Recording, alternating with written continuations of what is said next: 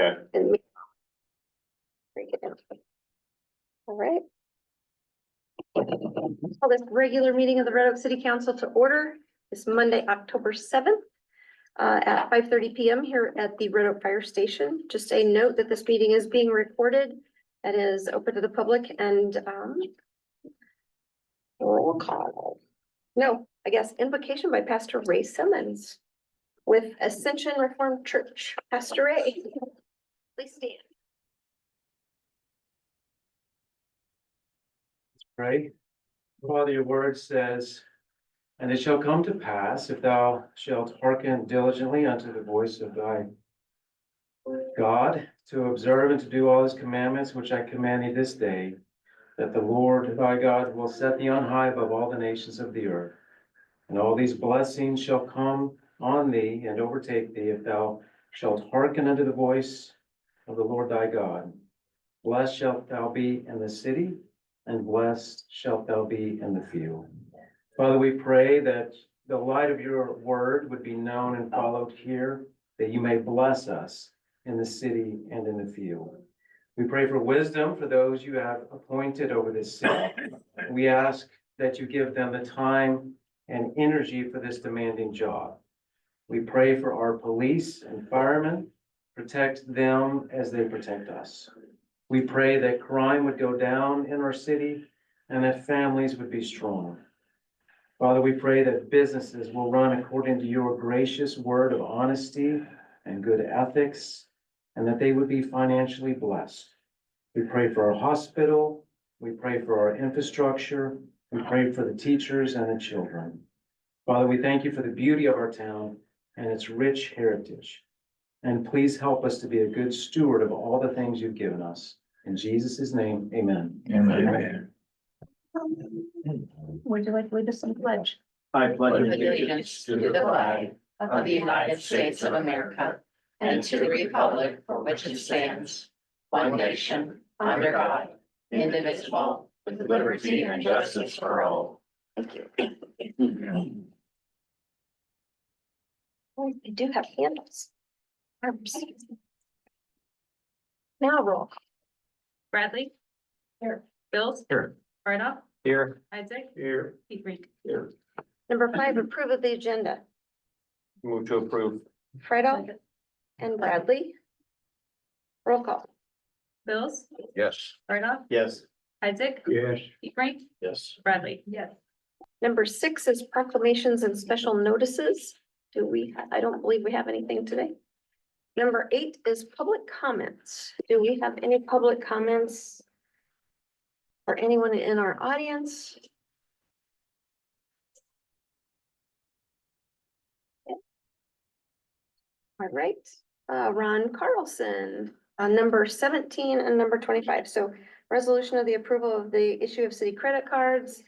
And 25 is closing City Hall every other Friday for cleaning City Hall for 3 occasions. So Ron, you can step to the podium. Okay, I'm Ron Carlson, owner of Red Oak Doing Center. I've been a resident of Red Oak for 37 years, business in 39 years.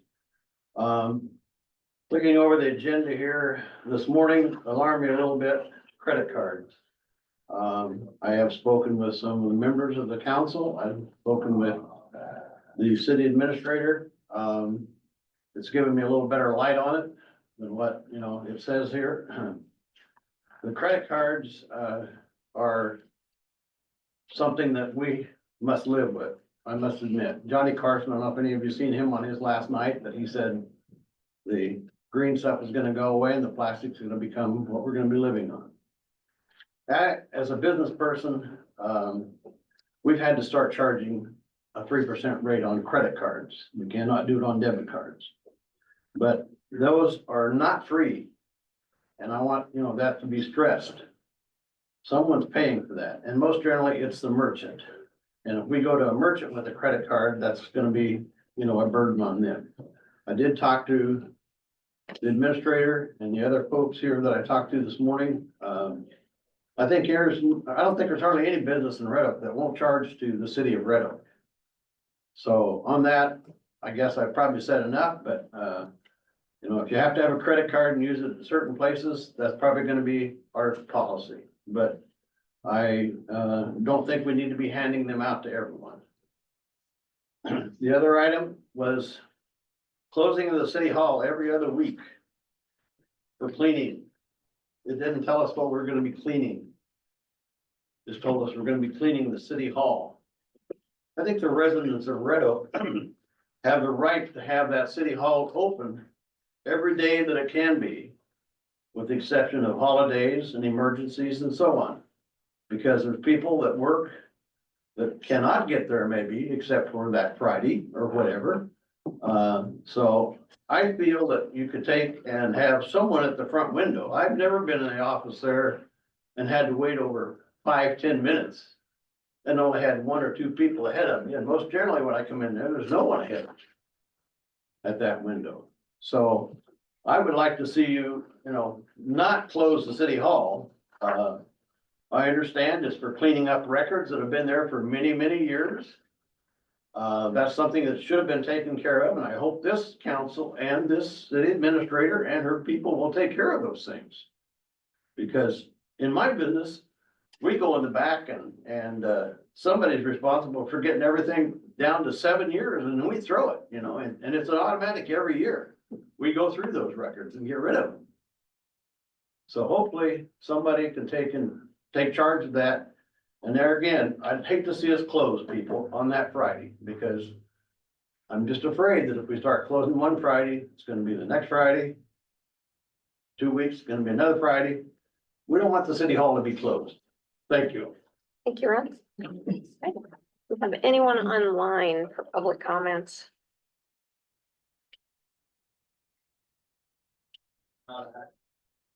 Is there anybody out there? There's nobody that's asked to, so. All right. Okay, number 8, approve of the consent agenda, which includes the minutes of the city council meeting from September 16th of 24. Also, the Tourism and Recreation Committee, this is the hotel motel tax recommendations by a hotel motel committee, which met on the 18th of September. And then also the minutes of the Parquetry Board.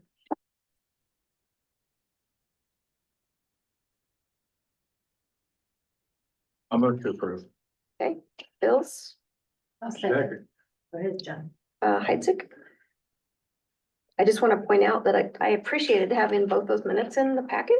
I think it helps us understand what's going on with our other boards and committees as well. So thank you for doing that. Can we And, see if Janice has any input on Yeah, that, just since sure. that was part of the hotel motel? and that was my next comment was Oh, sorry, Denise, I jumped we in. look really, the projects that you guys approved look really fantastic. Did you have anything you'd like to discuss on there? The only thing I want to tell you guys is that we had some different ones this time, and that is always exciting for the committee. And they do know their rules, because there were a couple that they had items in them that they were not qualified for that grant. So we did point those out, and we took those dollar amounts out, and they still had enough, obviously.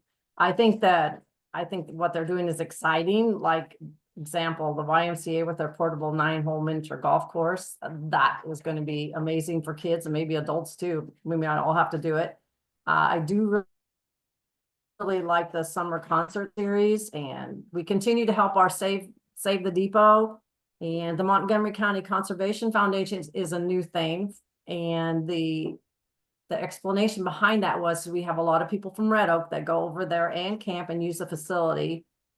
So it obviously falls in recreation, and those people that are over there often come back to Red Oak for different activities and stuff like that. So that was another good one. The country club continues to improve their facility, and they're working on the ballroom.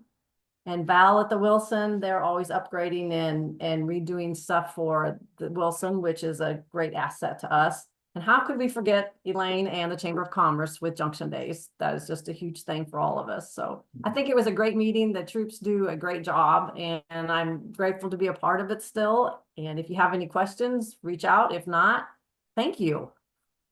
Thank you, Janice. We Thanks, appreciate Janice. your leadership.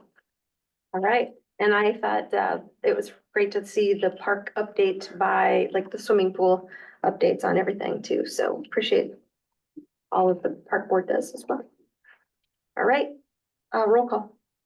Brightoff, Yes. Heidzik, Yes. Hebrink, Yes. Bradley, Yes. Bills. Yes. Number 9 is the October 7th, 2024 city claims to be paid. Just make a note that what was before you is an updated version. And Lisa, do you have anything you'd like to add there? Do you want to add that, if you recall that there was an understanding that the council had to, one person had to sign off in the past, confirming about the packet. And so I checked with the auditors. What I was accustomed to in the state of Iowa is that the auditors will look for the council to initial one set of the bills. And so what we will do, we'll have a copy printed here, and then we'll pass that around after you vote on the bills, and then you'll all sign in this little box. And then there'll be 24 copies of different bills that get approved, and we'll staple those and have those in one place for the auditor. So you're just gonna sign those. It is not signing that you read the packet. Hopefully you certainly read the packet to be prepared. But I hadn't heard of that before, so I did reach out, for a comfort level for the staff that had thought that that was our expectation. And so they could see on there that the auditor said, what we need is really the. So we'll pass this around after you vote on it. Just make sure everyone that's present at each meeting signs those. And the addition is basically just a refund, right, Right at the end. Okay. at the end. So the total is 120, 131, 28. Okay. I'd take a motion to approve. Make the motion to approve. Isaac One second. and Bradley. Roll call. Isaac, Yes. Hebrink, Yes. Bradley. Yes. Bills. Yes. Right off. Yes. Right. Number 10 is resolution 2024-49. This is the appointment of a new city clerk, Ashley Wilson. And we have the resolution in the packet. Page 28. So there were blanks in there, but just for the public's sake, we had 7 applicants for the position of city clerk. We narrowed it down to 4, ended up interviewing 2 of them, and our interview team was myself, Susie, as our deputy clerk and person in charge of HR, the police chief, Justin was there, Brad from the cemetery, and Clint from water wastewater, and really just looking at the team of people. Obviously, all the department heads deal with the city clerk, but from the perspective of those, it seemed like people that were very relevant to some of that day-to-day staff expectation of the office of the city clerk. And so we met on Thursday, interviewed the 2 people, and our unanimous recommendation from the staff was to hire Ashley at a wage of $64,500. We've conducted the background check, gone through all of that from a criminal and employment residency, and then also for anyone that has access to money, we also run a credit check, which those were all favorable. So that was the contingency offer, was approval by the city council and our background check. So the last step would then be to appoint Ashley as the city clerk, and effective filling in would be October 14th. And again, the salary would be the $64,500. Motion. I move to approve the appointment of Ashley Wilson as city clerk for the city of Red Oak, Iowa, with a starting wage of $64,500 per year. Right up Second. and Isaac. Roll call. Hebrink, Yes. Bradley. Yes. Bills. Yes. Right off. Yes. Isaac. Yep. Number 11 is resolution 2024-53. This is the approval to hire Elizabeth Bonds for accounting assistance. So Elizabeth is a colleague of mine who works in the city of Asbury. Most of the work that she can do is obviously remote, but she has a lot of experience in some of the reporting that we have to do, which I can obviously be of assistance at, but with Ashley being new, we want to make sure that she has a resource and that we're getting all of those forms done in a timely fashion. So instead of waiting until we get to November, if the council approves her time, she's actually going to start looking at it this week. I just have to get her a lot of reports from G-Works, but she's been the city administrator in Asbury for 18 years and does a lot of these kind of more assigned in a bigger city to clerk duties. So the $75 an hour would be what I would be recommending for her to work on, and it'll kind of be a case by case. It'll be somebody that Ashley can also rely on top of just who she learns to kind of interact with in our Southwest Iowa. Do you have some kind of estimate about how many hours you're gonna be using it for. I really don't. Hopefully, I don't know what the council knows about. I feel like this has been a topic of conversation, but my biggest concern is that we're out of balance. Mhm. And it sounds like we've been out of balance in the general ledger for a number of years and that there's no real way to go back on that. And so we have to kind of figure out, as she was with me in Pittsburgh at my conference, we were trying to figure out if there's something being done with the transfers. So if you think about that, transfers are a move from one fund to another. What we can't figure out if it's a possibility that they're actually being posted as a revenue, so that they actually are revenue to one, and then it should be a transfer. So we were trying to look at how it could be off as much as it is, and until it gets cleared up, it's difficult to balance on a daily basis. So she's gonna be doing like forensic work then, basically. I don't know about that, but trying, like, not a true audit or anything, but it's hard to say. Because it's not as simple as like, all these numbers look correct, because the revenues do not balance to the expenses. The good news is that the revenue is higher. So it isn't like we're saying we've overspent hundreds of thousands of dollars. It's revenues high, which is why, as we were brainstorming, we drove to Pittsburgh together. So we had a lot of windshield time. Just trying to kind of brainstorm about that. So I just wouldn't want to say a number. If it was just simple forms, it could be 20, 25 hours, but I just don't know that it's exactly the way we need it to be. But I think what I can promise you is that we will get an update from her on a weekly basis, and I will try to keep you apprised of kind of where we're at. And we've been trying to wrap our head around that for a while, so. Yeah, and my thing is, at some point, what I don't understand is if we decide that it goes so far back that we cannot balance it, then where do we get to the point where we somehow zero something out so that what we're doing today is at least being balanced? And Exactly. what does that even look like? I don't know, because I don't know. I feel like it's been that way for a while, correct? So how did that get by the auditing of the year then? Just they kind of accepted it. I think, again, I don't know if it's because revenues were higher. I don't know. It doesn't seem logical to me. Some of my concerns too are the audits are being done so far after the fiscal year that I think we need to have a conversation about who and how we do the audit, because like they're not even done with fiscal 23 and we're 4 months post the end of fiscal 24. And I don't think they're even coming till April. They're coming in April for fiscal 24. For 20, yeah. Well, I definitely think this would be to our benefit. I would motion to approve the hiring of Elizabeth Bonds for our accounting assistants. Okay. That was second. Second. Isaac? Roll call. Bradley, Yes. Bills. Yes. Right off, Yes. Isaac, Yes. Hebrink. Yes. So Number- before we move on, I just want to say to Ashley, welcome aboard and congratulations. Thank you so much. I appreciate that. Good, thank you. We will, We're all pleased. right, we invited her just to be up here, and then I think at the beginning of our next meeting, we will officially have the mayor swear her in as city clerk, and then she'll Hmm. take the position here doing the minutes, and maybe have Susie come for another meeting or so, so. deal. All right. So, Number 12 is resolution 2024-51. Approval to hire Lynch Dallas attorneys for assistance with nuisance ordinances. So Lynch Dallas is a firm that I have experience with. There's basically two larger municipal attorney firms in the state of Iowa. One is Lynch Dallas and the one is Ehlers and Cooney. For those of you that have gone to lead conferences, I'm sure that you've seen presentations from attorneys from both of those firms. So they have a really wide range of people. And when you're dealing with a specific topic, you're kind of dealing with an attorney that specializes in that. And then if you go to another topic, you kind of get that variety of people. And so I've reached out to them just in the case of, I'd like to be able to make sure that we can answer questions, especially before winter's coming.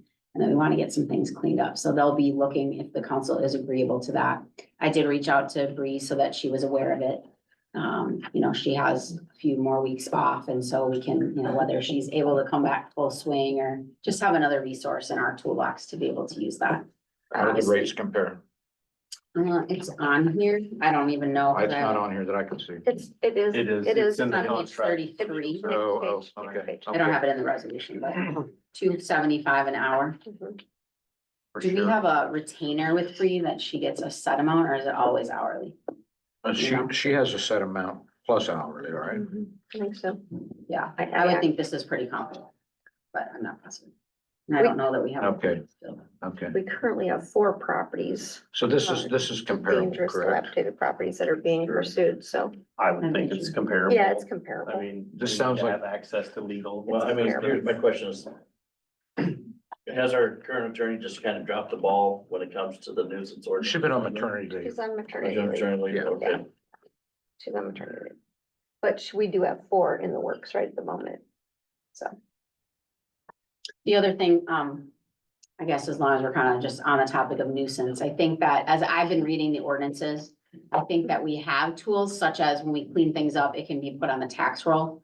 And I don't, you kind of have the legal ramifications where you can write a citation and take them to court, which is a really pokey process and it doesn't get it cleaned up. You have the ability to do the work.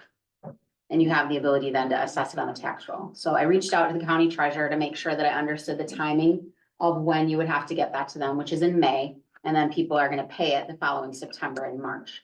So the key to investing in that kind of cleanup and being more aggressive in that regard is that the city will foot the bill and then collect it at the time of the taxes. But if you look at kind of, at least it's cleaned up, they have to pay it. It's a special assessment on the tax roll.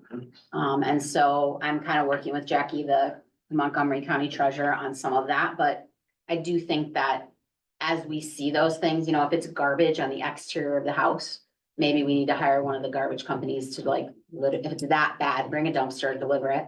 And it says right in the code that if there is a declared nuisance and you don't take care of it, that we can give you a notice, give you a reasonable amount of time to get it cleaned up.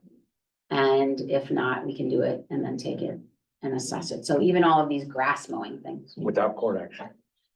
no court. Nice.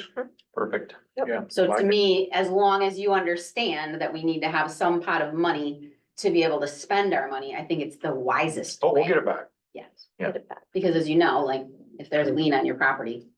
We also have other tools for people who don't own the property, but I think, we need to be educational about it. We need to make sure that if we're sort of changing the path of how we handle these things, that we're clear about those.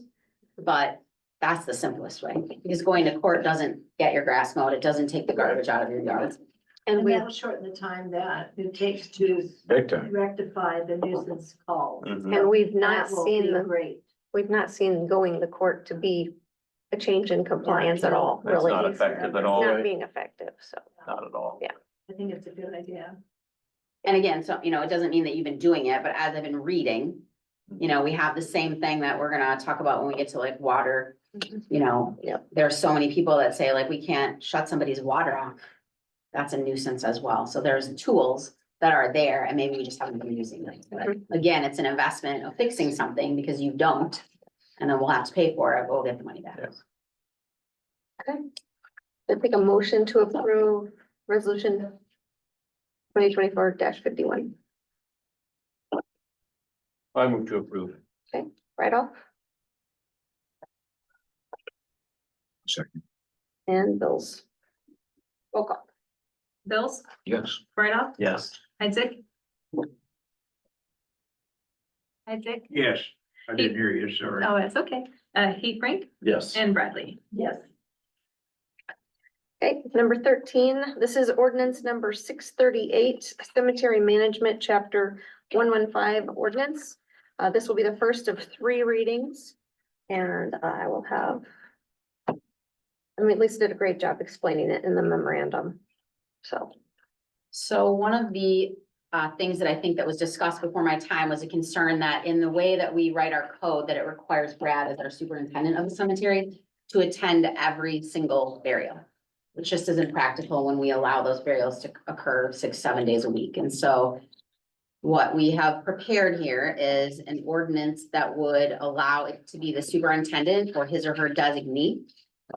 It would also be that his or her designee could be present for a lot sale. And so obviously, we're gonna make sure that anybody that Brad is designating it to has the ability to handle those things. But it's sort of become an overwhelming task for him and a really kind of a burnout situation where I'm sure that it was never the intention of the code, but it's important that we, for rule following people, that we say that. And then now that you've split the park department off and have Adam as our superintendent there. We don't think that it should say aiding and assisting in the park department. Obviously, we're a team, and when they need each other, they're gonna be there, but not have it a mandatory item that's listed in the packet or in the ordinance. And then finally, there's a responsibility of the superintendent to report, currently it says a monthly report. He would like to submit that on a quarterly basis. And then the final thing on the top is that he says, for a number of years that he's reported directly to me on the day-to-day. And so it still says the city council. So we've changed that to, you know, making it clear that again, you still appoint the cemetery superintendent, but that on the day-to-day that he would be clearly reporting to me and not the city council. So I'd like to recommend that we do 3 readings of this, because I think in the spirit of how we want to, but in the spirit of also being respectful of his time, I've also drafted resolution 2024-59, which would say that on a temporary basis, until we adopt this in its permanent form and it gets published, that we are directing that it is okay for Brad in the interim to also be able to choose a designate so that he can make that adjustment pretty quick. Prior to the 3 readings. Does anybody have any concerns about that? I'll make that motion. Just for the ordinance first? For the ordinance. I'll second. So, Right, now so do I you- want to say, before we go, I just want to say that this is long overdue Mhm. and, It is. yeah, Yes. long overdue. Yeah. Did you have something, John? Yeah, are we looking at prohibiting funerals on Saturday and Sunday? So Brad and I met and went over this, which obviously just having a limited amount of time, I put this as the priority to get that changed.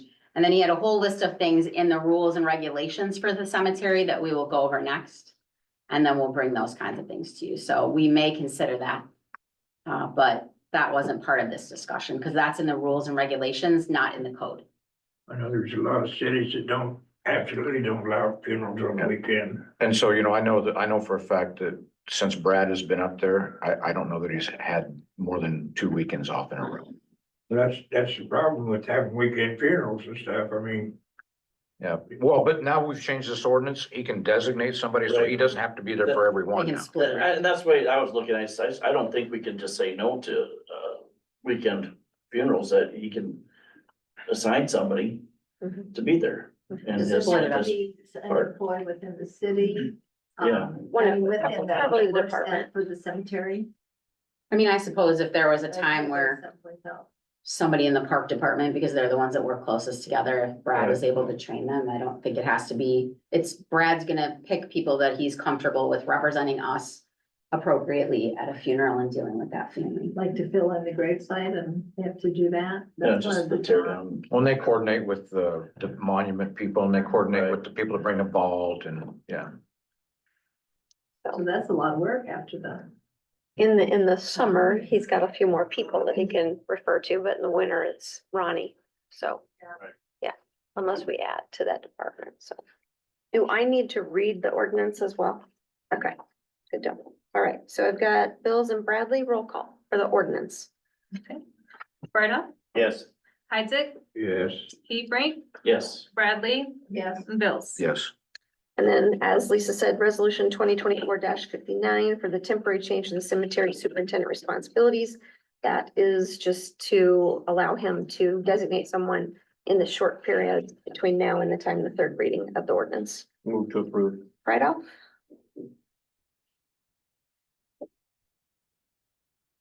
Second, Isaac. Roll call. Isaac, yes. Hebrink, yes, Bradley, Yes. Bills, Yes. Brightoff. Yes. Okay. Number 15, this is resolution 2024-52. This is the direction for Schneider under the design and the USDA submittal for the SBR wastewater treatment plant.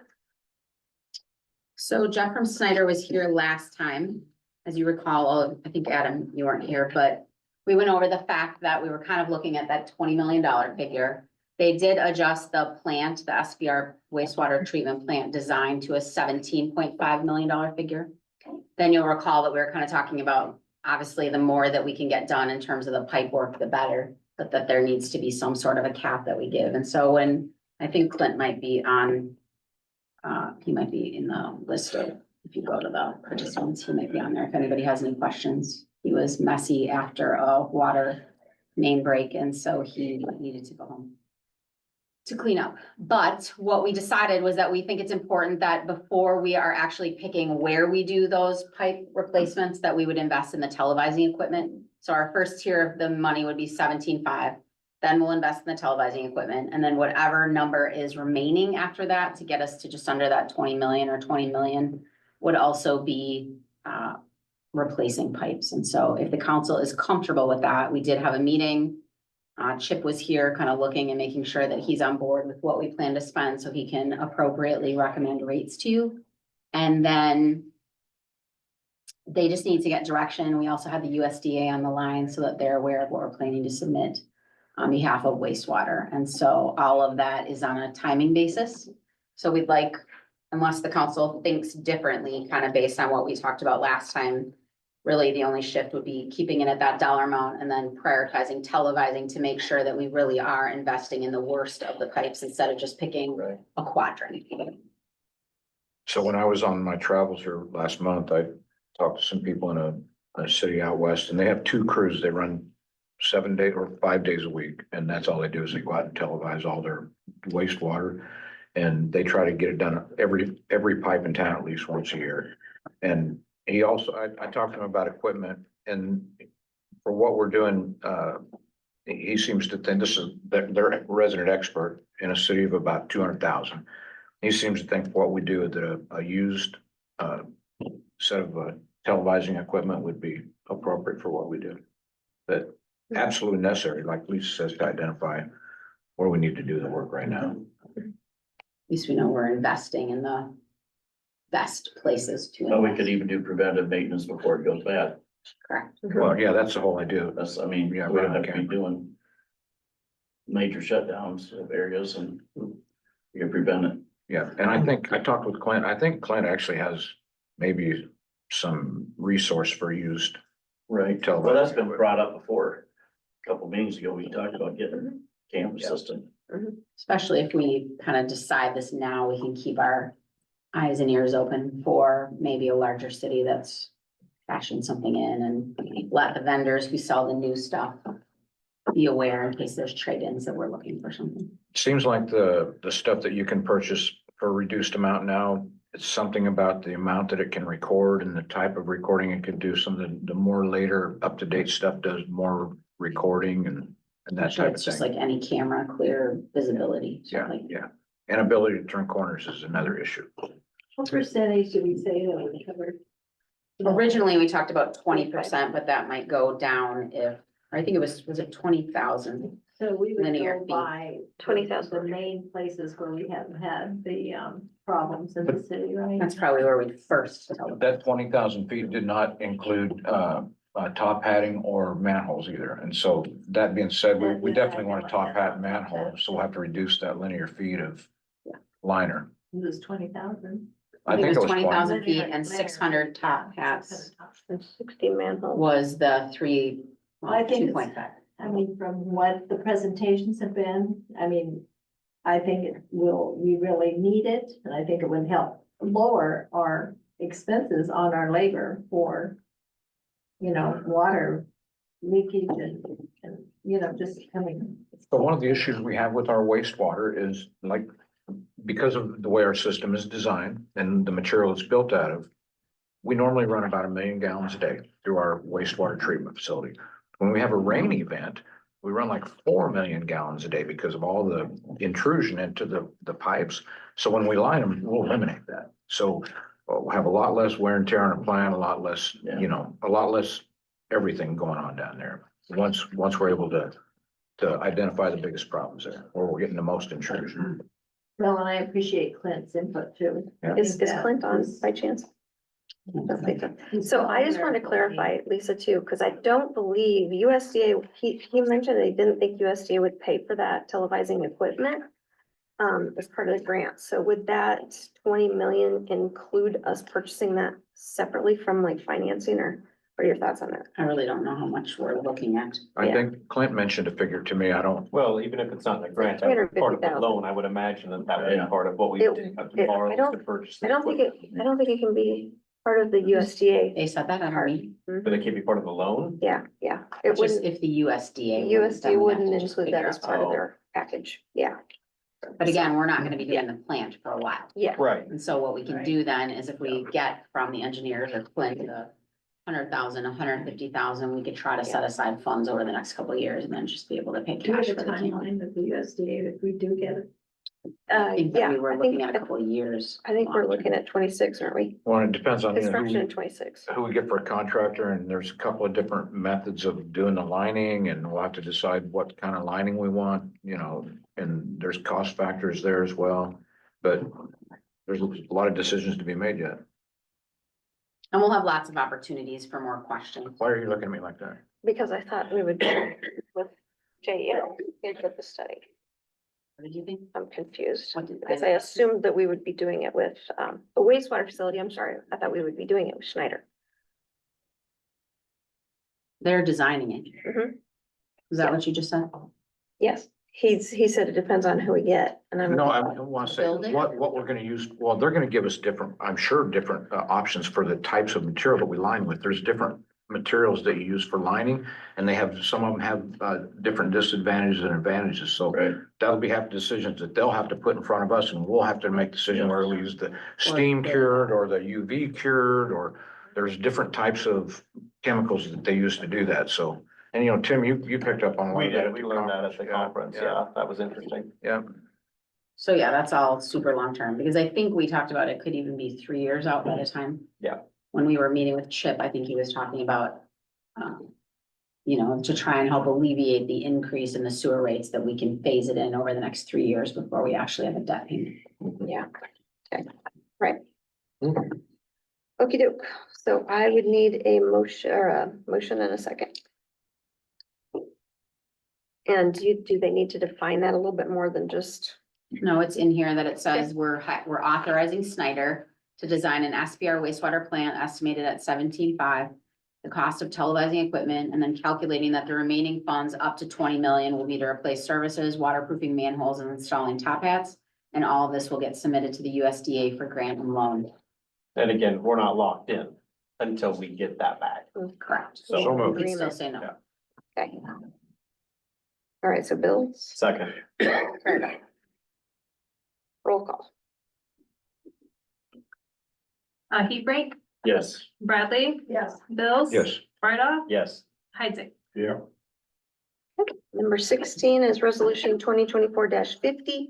This is the appointment of Rick Lynon to the Board of Adjustments. And I did receive a letter from Doug Cachette that he was resigning from the Board of Adjustments. So this would be to finish out his term. Goes till January of 2026. Yes. Well, I'd happily recommend Rick for the Board of Adjustments. That's your motion. Is that your motion? Yes, that's my motion. I'll second. Bradley? Any discussion? Roll call. Bradley, Yes. Bills, Yes, right off, Yes. Heitzig, Yes, and Heatbrink. Yes. Okay, number 17, this is resolution 2024-54. Approval to issue city credit cards to the management team members. So currently we have one city credit card that has a limit of $3,000. When I spoke to Mr. Carlson with his concerns this morning, I did want to assure the council and the public who may also have those same concerns that one of two things. This does not change our priority to shop local whenever we can. Obviously, we want to support our tax-paying businesses, and just because we would issue credit cards does not mean we're going to become Amazon strong and buying everything off of Amazon. If we can purchase those things here, we will always try to prioritize, you know, with the exception of a huge variation in price where we may have to balance that, but nobody talked about this policy change due to being able to shop outside of town. So number one, that. The accountability when it comes to the credit card right now is that we have a generic credit card. So every single employee that wants to use a credit card is taking the same one.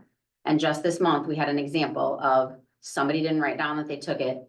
And now you have 50 possible people who could have made that charge. Right. And so you really have a stronger sense of accountability when you have, the way that they do corporate cards is we will have one umbrella account under the city of Red Oak.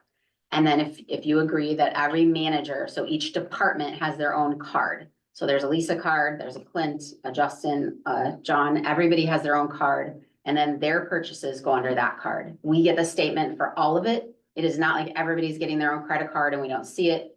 Karen logs in right now as our AP person. She would do the same. Other cities have this, so it's super accountable that you can go and say like, hey, Brian, it's your card.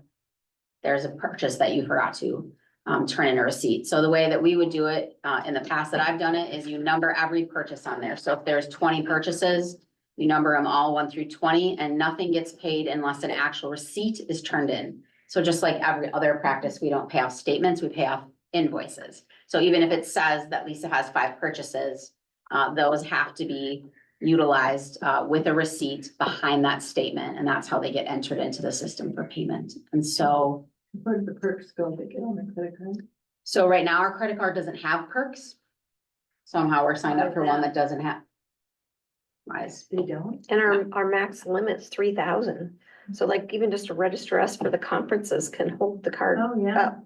So then we can't purchase So a lot something of for times another it's- important purchase. We should get cards that have perks. So they said that they would switch that, and all I can say is that whatever perks are on there have to be used for city, obviously, things, so. That's fine. In some cities, it's been office supplies or, you know, Uh-huh. any kind of We things. could definitely use. There's a lot of different ways that you can use the purse. Mhm. So yeah, we don't have perks right now. So to me, this is a policy choice that obviously is important for the council to approve.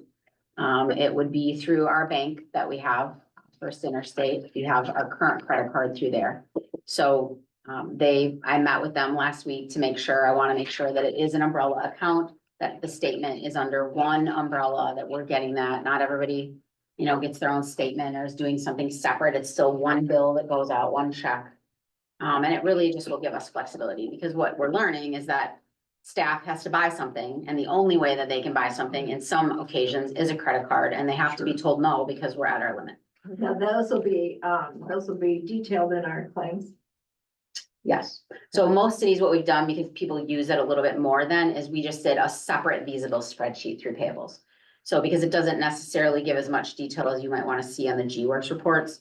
So we literally just did a Visa, and it was a separate sheet, kind of like this last sheet was here in the bills packet, where it would just say Visa, and then it would list each of us, whose credit card it was, where did we buy something from, what was it for, and the dollar amount. I know, and in the past, when I worked for a big corporation, we had to have our receipts turned in within 30 days. And I know people lose their receipts, they complain, and they say, oh, I just lost the receipt. You can take a picture of that with your phone easily.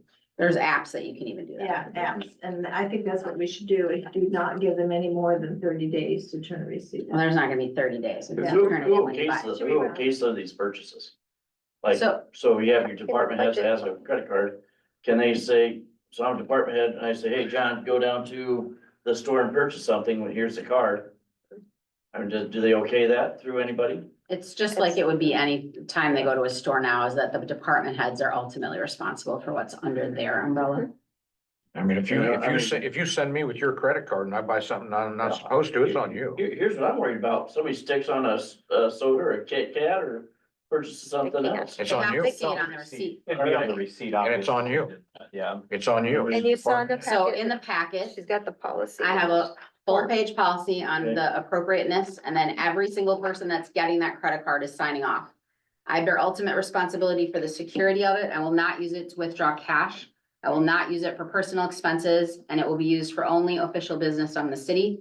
If I misuse it or otherwise fail to reconcile my expenditures, I authorize the city to recover the funds through my payroll deductions for anything incorrectly claimed.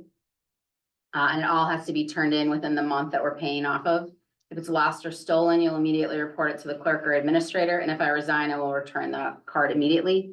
And then it kind of goes through a whole detailed policy, but that's what they're signing off on, so it's not taken lightly. And again, people are using the credit card now, but everybody's using the same one, so it's less accountability with, oh, it wasn't me.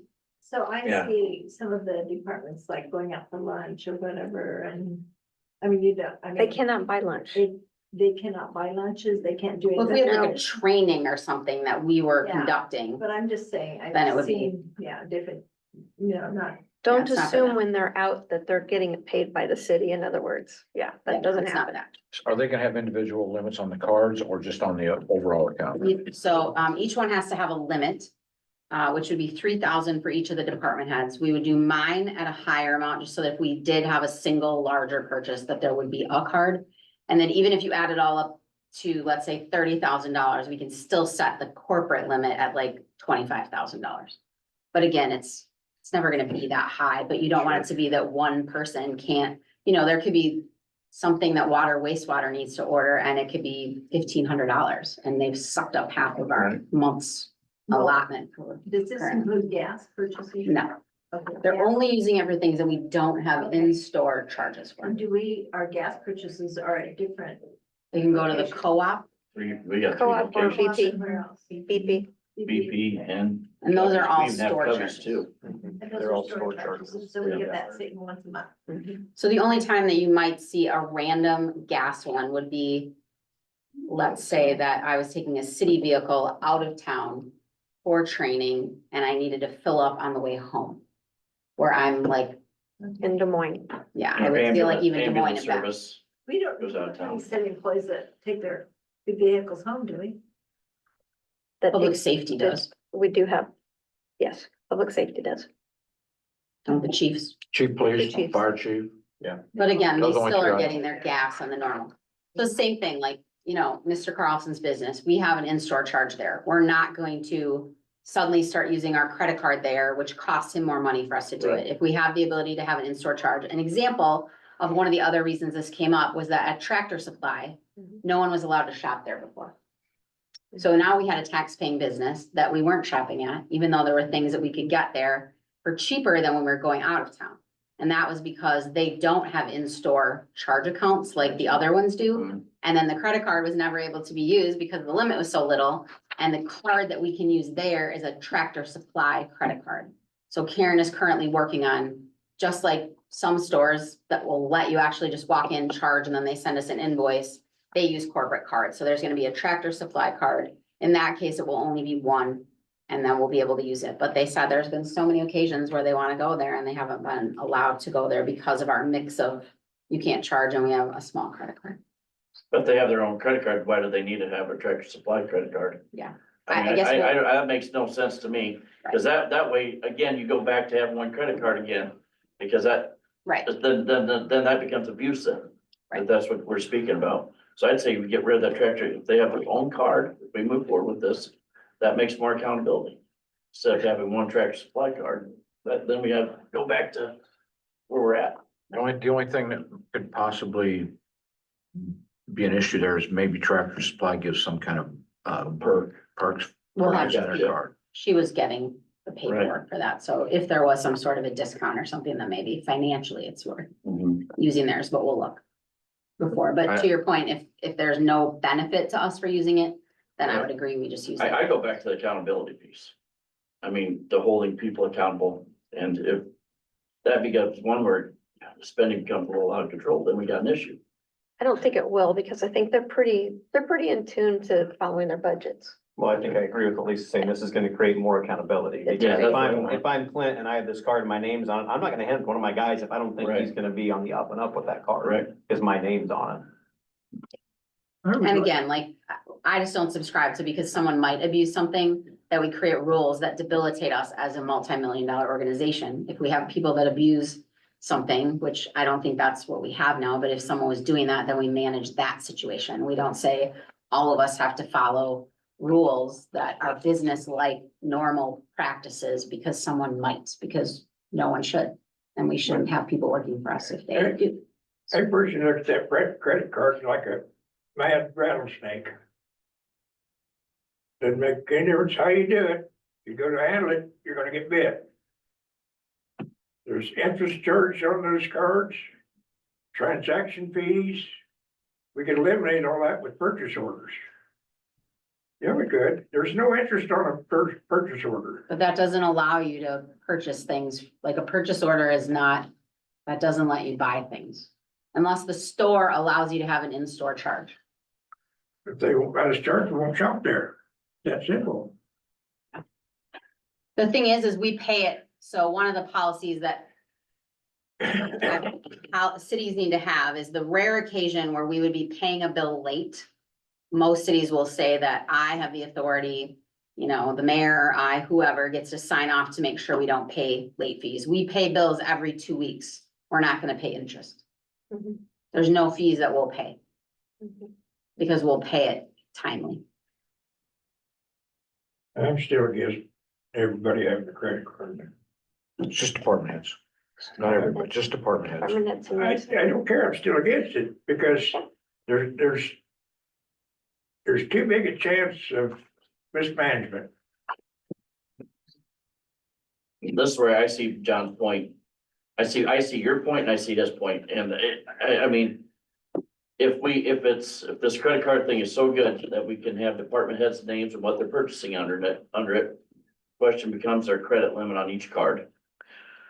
And I gotta tell you, I trust every one of my department heads to do the right and honest thing, and I trust every one of them to monitor their budgets and. I personally think I was actually kind of shocked at the level of the limit on here, that it was actually as low as it was, considering the things that we may as a city need to purchase. Mhm. So I think with that, with the limited amount of people on it, the fact that right now we only have one and we're more liable, this to me is clearly a better policy than what we have currently. At least you can track it And to a this is, department. you know what, granted, this is a municipality, but this is still being operated like a business, and I'm not sure of any business that doesn't issue credit cards to certain departments with these parameters in place. This is not out of the ordinary. I personally have my business, I have several credit cards issued. I have one sitting, I shouldn't say it loud, but I have one in a place where employees can take it and use it if it's for business purposes.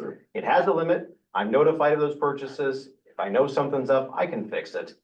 I think to an extent, we have to trust our department heads that they can manage their departments. And if we don't think they're capable of handling a credit card, then we probably have the wrong people in place. And I don't think that's the fact at all.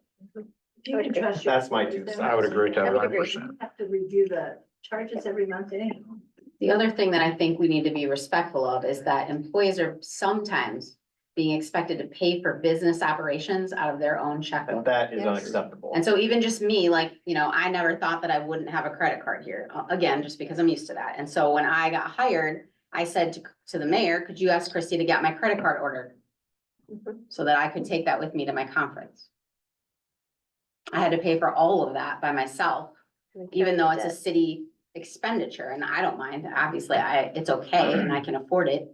But there are people on, you know, like, think about a new police officer who's going to training, who has to pay for their meals every day that we pay for, and like, some of those things could be a higher burden for a young person who doesn't have a lot of disposable income. Obviously, I am in a different situation, but when it's for business purposes, we don't let anybody take a credit card because we have one and you can't take it.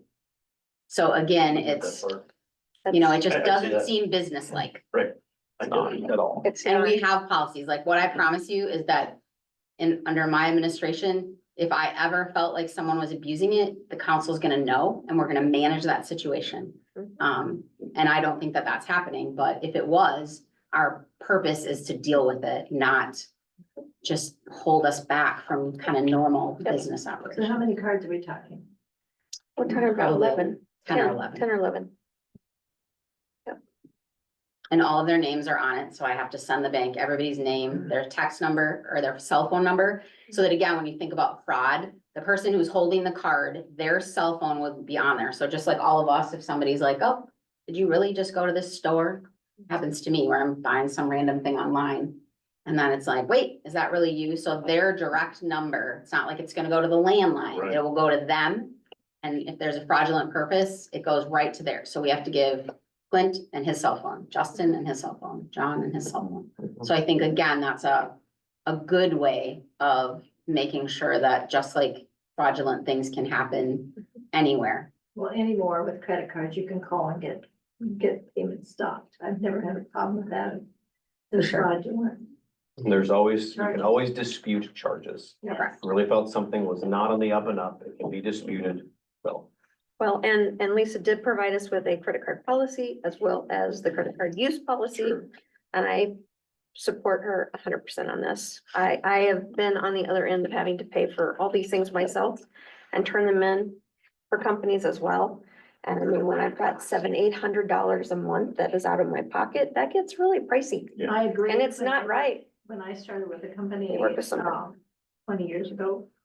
They did, you had to pay out of your pocket. Yep. And I was a manager and that was expensive Mhm. and I couldn't afford it, you know? And Exactly. so when they changed policies, it was wonderful because we had to be responsible for everything though, but I'm talking travel. It's everything. part of being a superintendent is to be accountable and responsible for your department. And some of those purchases, like even some of the chemicals for water treatment and things. It's not cheap as you see, so. And we do everything that we can to not use them. Yeah. Like if we can have an in-store charge and receive an invoice, Right. like that's what we're doing. But the It's just- POs is just really tediously time consuming. It's absolutely ridiculous and I can attest to But that. we still have POs for larger purchases. Right. And this isn't gonna change our normal vendors and the normal way we do No. business. This is And I think just in that's what case. Some people's concern. It's a way of were. simplifying the business. It's not gonna be for small purchases. Yes. So literally, like, I don't know if you know this, but every time someone goes to buy a screw at the hardware store, they have to get on their phone. Sometimes the phones that we don't pay for. And call City Hall and all the girls have to scramble around and go out to this PO that has a duplicate form. And they have to give them a number. And then they fill it out, like oftentimes the staff at City Hall is filling it out, and then there's a yellow form, and then there's the blanks next to it. And then I said, what are we doing with those? Like, and we're just holding on to them Mhm. until an invoice comes. And if you forgot to, like, so to me, it's all about like legitimate expenses. The purchase order would be appropriate in a really big organization. So like when, I always try to say like, what things are we doing? And what purpose do they serve to protect us as an organization? And so if you had a really big organization where you had like 5 layers deep of managers, and maybe you had like a public works director and lots of divisions, and people could purchase things. When you have a genuine PO system, you would be putting in like what you've encumbered and then what you've actually paid. So you have like purchase orders that are adding up before you actually get invoices, so that you don't think that you have money that you don't really have. That isn't what we do. We just pay off of invoices and we attach these purchase orders that really inhibit. And I would like Karen, if she's not using them to benefit the city, to be able to use her time to do something different Mhm. that's more effective and useful in the city. So every single, like, I went on and ordered like a software program. If you've watched Facebook, like, you know, we've been trying to be more active on there and like make things look pretty. Like it's $120. And then I like went on and put it on the credit card. I was like, whoops, I did not use a purchase order for that. So as soon as I ordered it, I printed a receipt and handed it to Karen because that's gonna show up on the credit card. But technically, I would need to fill out another duplicate piece of paper that has 2 forms and then attach the same thing to an invoice that's right there. Plus, we're paying for the duplicate copies of purchase orders, which is costly to have duplicate. Right. forms. So we're not doing anything with them, like we're not putting them in a system that says, hey, even though the credit card didn't come yet, there's 120 spent. Like if we were doing it because we were a big multifaceted organization, I would understand that benefit. But right now we're just doing it to, I think, make people feel better. And typically, like you know who the people are that are allowed to charge. And when the department head gets a bill, they have to code it and they have to justify why we spent it, and I have to approve it and you have to approve it. And we will approve it on claims. So take a motion I move to approve. right off.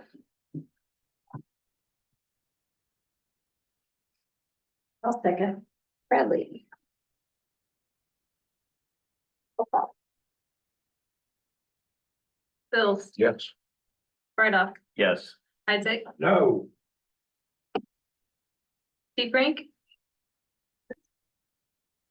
Yes. and Bradley.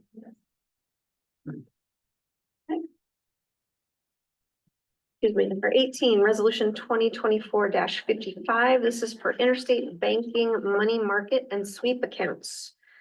This is another thing that just makes a lot more sense. So right now, obviously you borrowed money, so we have a higher amount of money than you might typically have. So you know that right now we have a checking account, and then you also know, I think that you've discussed having CDs is one way that we invest money. So CDs are obviously not liquid money. They are trapped to get your interest in a way to get a little bit more interest. But if you're picking a 6, 9, 12-month CD, you are penalized if you need that money sooner. So there's a lot more management, there's a lot like calling around, this expired. So what a lot of cities do is have what's called a money market. And I did not hear from the bank yet on the interest rate, but the city that I just left, we got 5.5% interest on a very liquid money market. And so what you do is you have what's called a sweep account. So you have your money sitting in a money market, that's savings. And then you establish a dollar amount that you want in your checking account. In the case of our last city that I worked in, it was $100,000. So the bank is always keeping $100,000 in the account for you. And then every day that money clears from your checks, payroll, payables, whatever it is, they sweep from savings and they sweep it over to checking. But every day that you can earn 5% interest, you're earning 5% interest. And the unfortunate part for the city is that we have $5 million in our checking account right now, earning 0.25% interest. Is this a program only for municipal? I don't think so. I don't know. I've never heard of that No, but thing, it so that's totally very is. nice. Totally makes sense.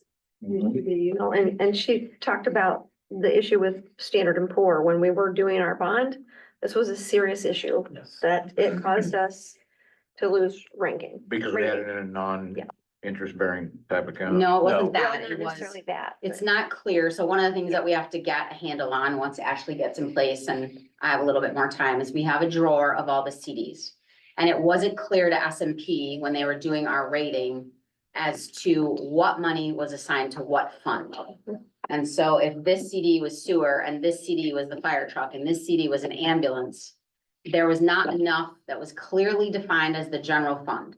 And the way that you'll be valued in terms of your rating is how much, if we have a $5 million annual budget in the general fund, they want to know that about 30% of your annual budget is in unreserved dollars, that if something happened, that you have money in there. And we couldn't, I guess, with S&P, we could not establish what that number was because it wasn't clear with all the CDs.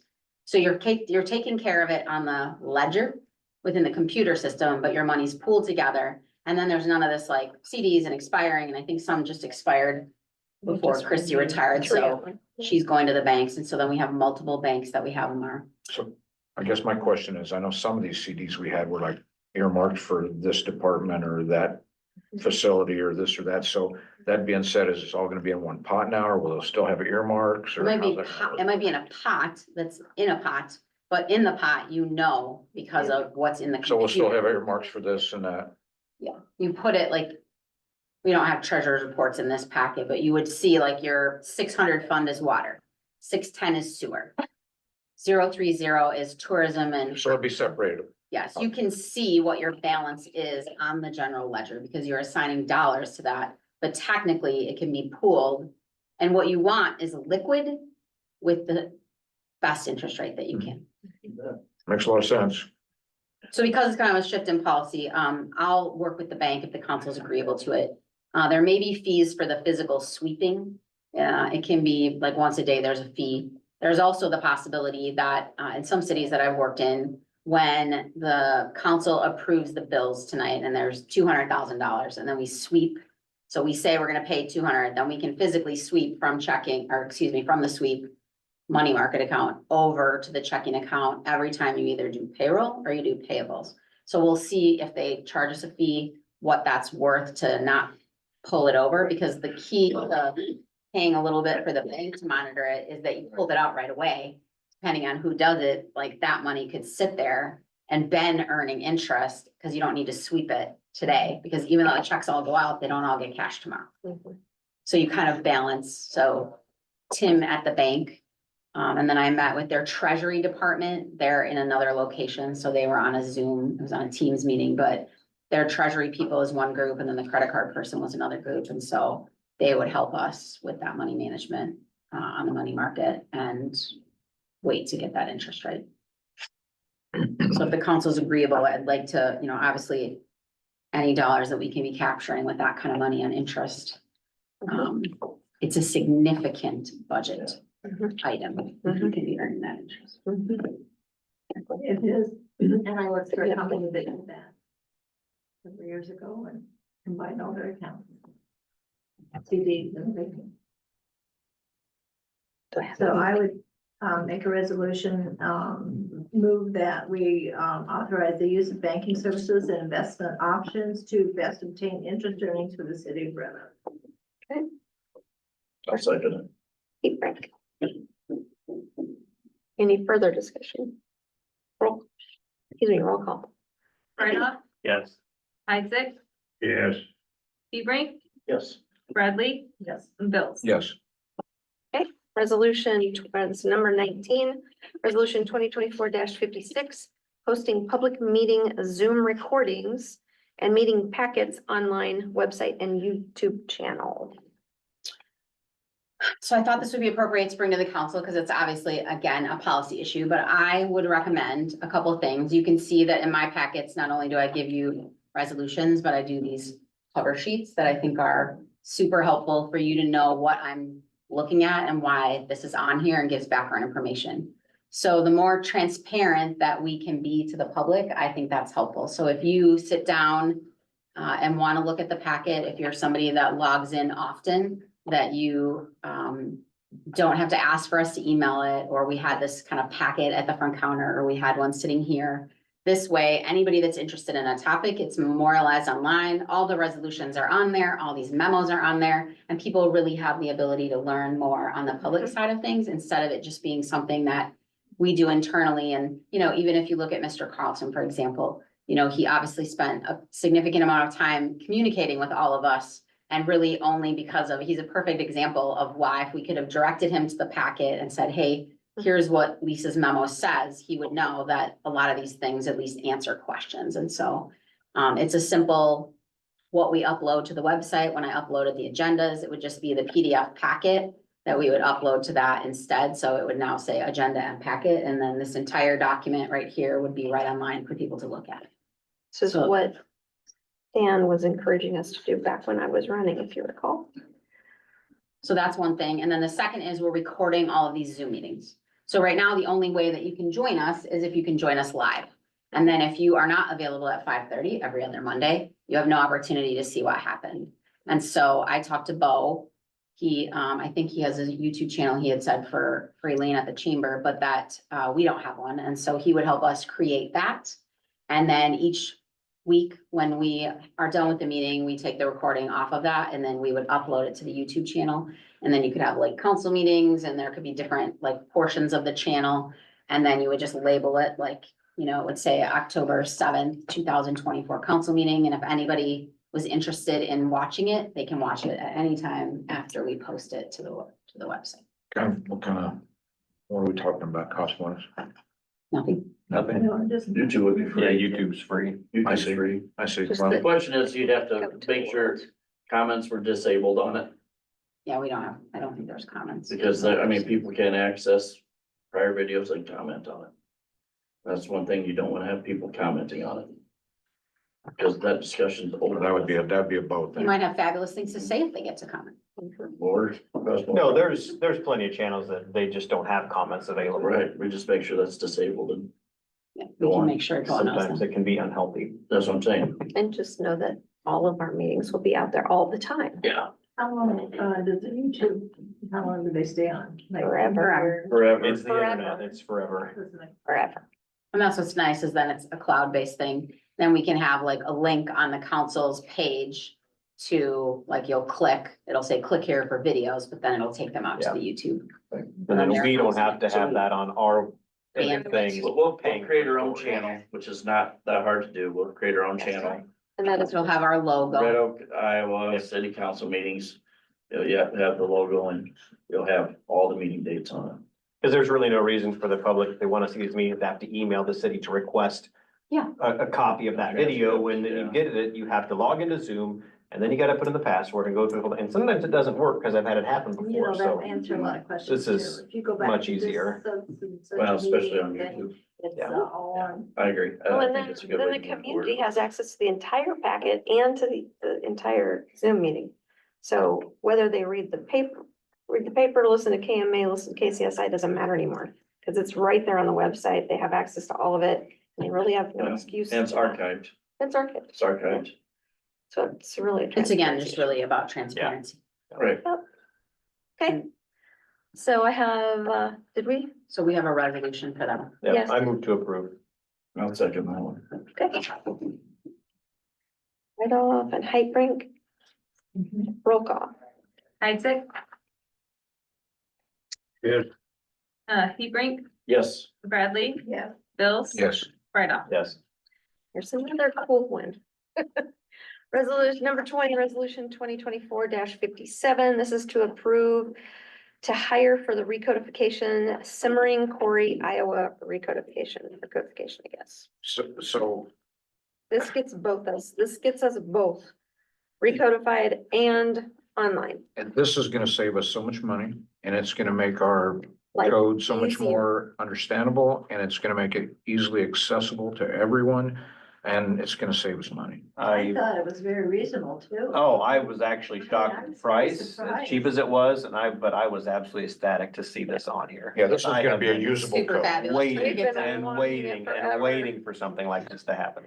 It's so fabulous I'm when you so have it happy. online. So happy. And then it's so much easier when you use social media to like share an ordinance. And it's a living document. And it's a living Yeah. document. That's always up to Correct. date. So again, just kind of again for the public, but the old school way of recodifying was that every 5 years, a community had to take their book and then take all the things that you've done for 5 years and throw them into the old book, update the book, and then discuss if you wanted to update anything. So that was the recodification. But in the meantime, the book that's on our shelves, that's in the police department, is a 5-year-old document that maybe when you did no parking and you changed the speed limit and you changed the zoning code for something, like all of that's stored in this pile of 5 years worth of stuff that is not in the book, and then the book is not accessible to anybody. Mhm. So where you find, like, on top of just all of us, that it's simple on these, if you've ever gone to other communities that have American Legal, you get on there, you just search, like within your community, you get onto our portal,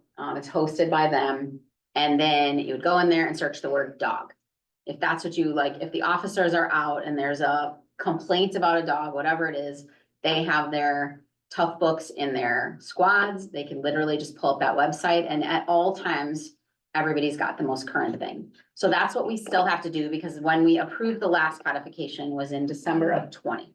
So we need to talk about, like, if there's codes that I have to get the pile of something, that everything that's been done in the last 5 years, they will update that. The other really valuable part of this $5,500 is that codification companies are in tune with everything that's happened since our last one. So let's use an example.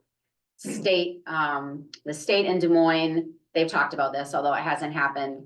They've talked a lot about banning vicious dogs based on breeds. So you can no longer, they keep talking about it, although they haven't done it, where they might say, you are no longer allowed to list a breed in your code. You can just say a dog is vicious because it does this, but you can't say a pit bull anymore, for example. If that was done in Des Moines, the codification company is up on all of those. So they're gonna look at our code and say, hey, are there things from a state statute perspective that you need to update?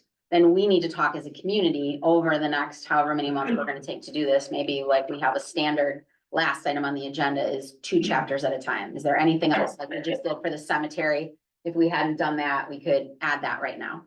I think there's probably value in the zoning code. We can have planning and zoning maybe be talking about that if there's anything that they'd like to see. That'll save us hours and hours. We don't have time to do that. Mhm. Right.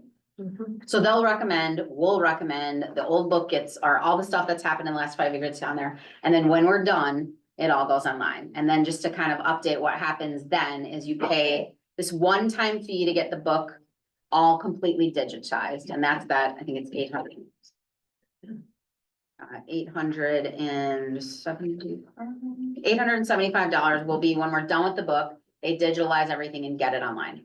Then you pay an annual fee of $475. And then what happens is, so let's say we do the cemetery code, and we get to 2 meetings from now when you do the 3rd reading. As you know, we publish it in the paper and you do the 3rd reading. And then the last step would now be that the clerk's office would send an email to American Legal. And within 2 to 3 days, they send us back a thing that says your code is updated. And then right now, if you went online, as soon as that happens, the code now says that Brad can use a designee. And it's not sitting in a pile somewhere for 5 years. That's amazing. It's super awesome Mhm. and really not expensive. No, not at all. And then what they do is they charge you per page. So you would get, if you literally didn't change any code for the entire year, you would pay $475. And then I think it's like $18 a page or something like that, that they, But then And your it's right code is always as up to date as you Super. are working it. Yes, and I think you've talked about this before. yes, Or we at have, least, yeah. we have. And I actually found that Kyra had messaged Justin back in February. So I just reached out to him because I also didn't have a digital copy of the current code book. And he said that he had not gotten proof that it was adopted. So I found the 2020 ordinance, sent it to him, and then we were able to get the code. Which is, again, it makes it easier for me when you have it digitalized because that Brad, the cemetery ordinance, I could just copy it in and then start strike throughs and underlines, and so super easy. So I would recommend adoption of Yep. resolution 2024-57. I'm going to make a motion with joy to approve this. Joy? With joy. Yes. Second, have a second. Doesn't have to be with joy, but I'm happy. I'll second it. Hebrink. Roll call. Hebrink, Yes. Bradley, Yes. Bills, Yes, right off, Yes, Isaac. Yes, with joy. Number 21. very happy. This is resolution 2024-58, and this is just to authorize the signers on bank account, and this is to cover our new city clerk. So that we can do that process as well. Add Ashley Wilson. So I'll move to authorize Lisa Carter, Ashley Wilson, Shauna Sylvius, Tim Friedhoff, and Susie McDonald to be signers. I will second that motion. Okay, Bills, Bradley. Roll call. Bradley, Yep. Bills. Yes. Right off, Yes, Isaac, yes, Hebrink. Yes. All right, number 22, discussion on publication of claims and ordinances as legal notices. That's another good thing. I just sit here and do it all day long. So from my understanding of how we publish, we have to publish our minutes within 15 days after our meeting. And so the clerk's office is always typing up the minutes and then we publish them. And I believe that most communities, the way it's supposed to happen is that you would publish the the bills that are approved today, the claims go right with the minutes. And I think what we've been doing is we're summarizing them in what we call warrants. And so we're doing a separate ad once a month. So we do minutes for September's first meeting, minutes for the second one. And then in October, we're putting the claim or the 2 meetings claims in the form of warrants. So what I'm planning to do, because I believe that's in the spirit of what you're supposed to do, is you'll put the claims with the minutes. So it's not really any more because you're putting it like the total, so. The other thing Ordinances. that state law has afforded us is an opportunity to summarize ordinances. And so instead of, if you had like a really long ordinance for something that's a lot of stuff that really doesn't get to the point of the ordinance. I almost think it's more effective, although there's obviously cost savings as well, but. So every time that we pass an ordinance, like if you do the cemetery thing, it would say like ordinance 638 was passed. And that this changes the responsibilities of the superintendent, that instead of having to be present every day. And then it says that you can use a designee and that the reporting for reports and management has changed. And then check with City Hall if you want to see the full ordinance. So that's one of the few things that they've allowed us to kind of summarize. And I think honestly, if you kind of look at all, sometimes the way you read an ordinance maybe isn't even as clear as it could be to the public by just reading all the jargon. So this allows us to summarize that. So in the same way, that's kind of what my plan would be for ordinances. that would be a cost savings. It will be. It should be a major. And some of them are super little and it doesn't matter, like the cemetery one's not. But it's just a lot of that like repealer and all those words that you get in there that really aren't valuable to the spirit of what the ordinance is getting at. I actually like the idea of just how it summarizes that you're able to just put in human context, like in words, like what the ordinance is about. Instead of just trying to put all the. We talked about, and I'm not sure, like with Mid-American Energy, when we did the gas franchise fees and such, so we had approved our franchise agreement with them, but then we had to approve the ordinances to establish the franchise fee in both gas and electric. So in that case, you would just say that ordinance blah, blah was adopted to establish a 5% fee for our electric and gas. which will be collected through Mid-American, and the ordinance spells out all the details and stop at City Hall or go on our website. Whereas we published like 16 pages. Yeah, so that would be good. All right, any other discussion about that? Other than I'm excited for everybody. Number 23 is discussion on the use of public or purchase orders, which we kind of discussed already.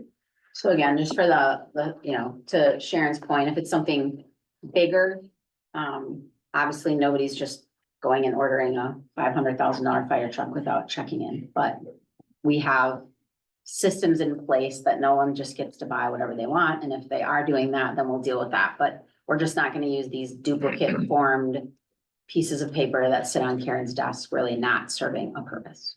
And we will have to notify the stores that utilize those right now, because they don't let anybody buy anything. We're just letting you know that. Number 24 is discussion on the water billing and water service codes.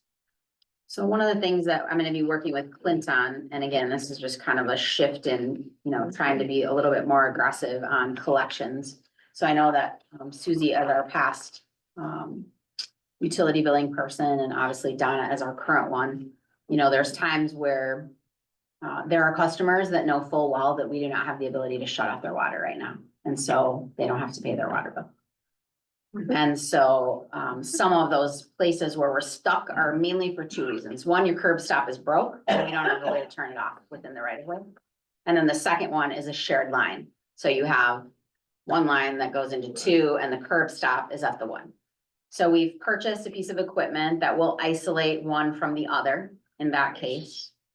And we'll be able to be more aggressive about that. And then the second thing is, again, this code that says you are required, I didn't put the code in here, but you are required to maintain your water service. If something is found that it is not fixed and we let you know that it needs to be fixed, the city may fix it and charge it to you on your tax bill. So this whole, you're not paying your water bill because you don't think you have to, you know, and again, I think we need to be respectful that that's been our practice.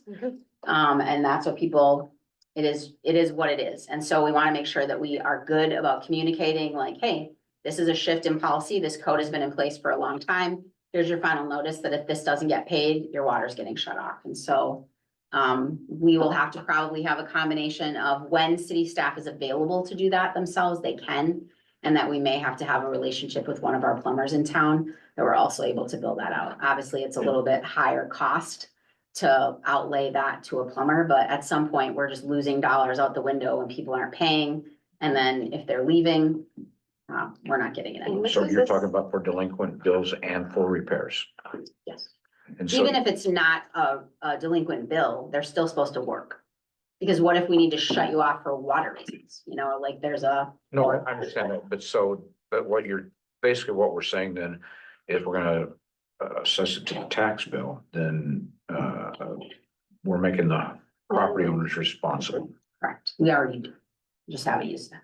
not the renter, but the property owner. It goes to the property. Yeah. So again, if this is happening, like I basically said to Clint, like, you could have 100 of these houses, but I don't want you to sit around and wait till you get me the list. Find in combination with the office staff, take the 20 worst bills that are the most critical that we start getting collections on. And that you know are broken at the curb stop, and we'll send out 20 letters.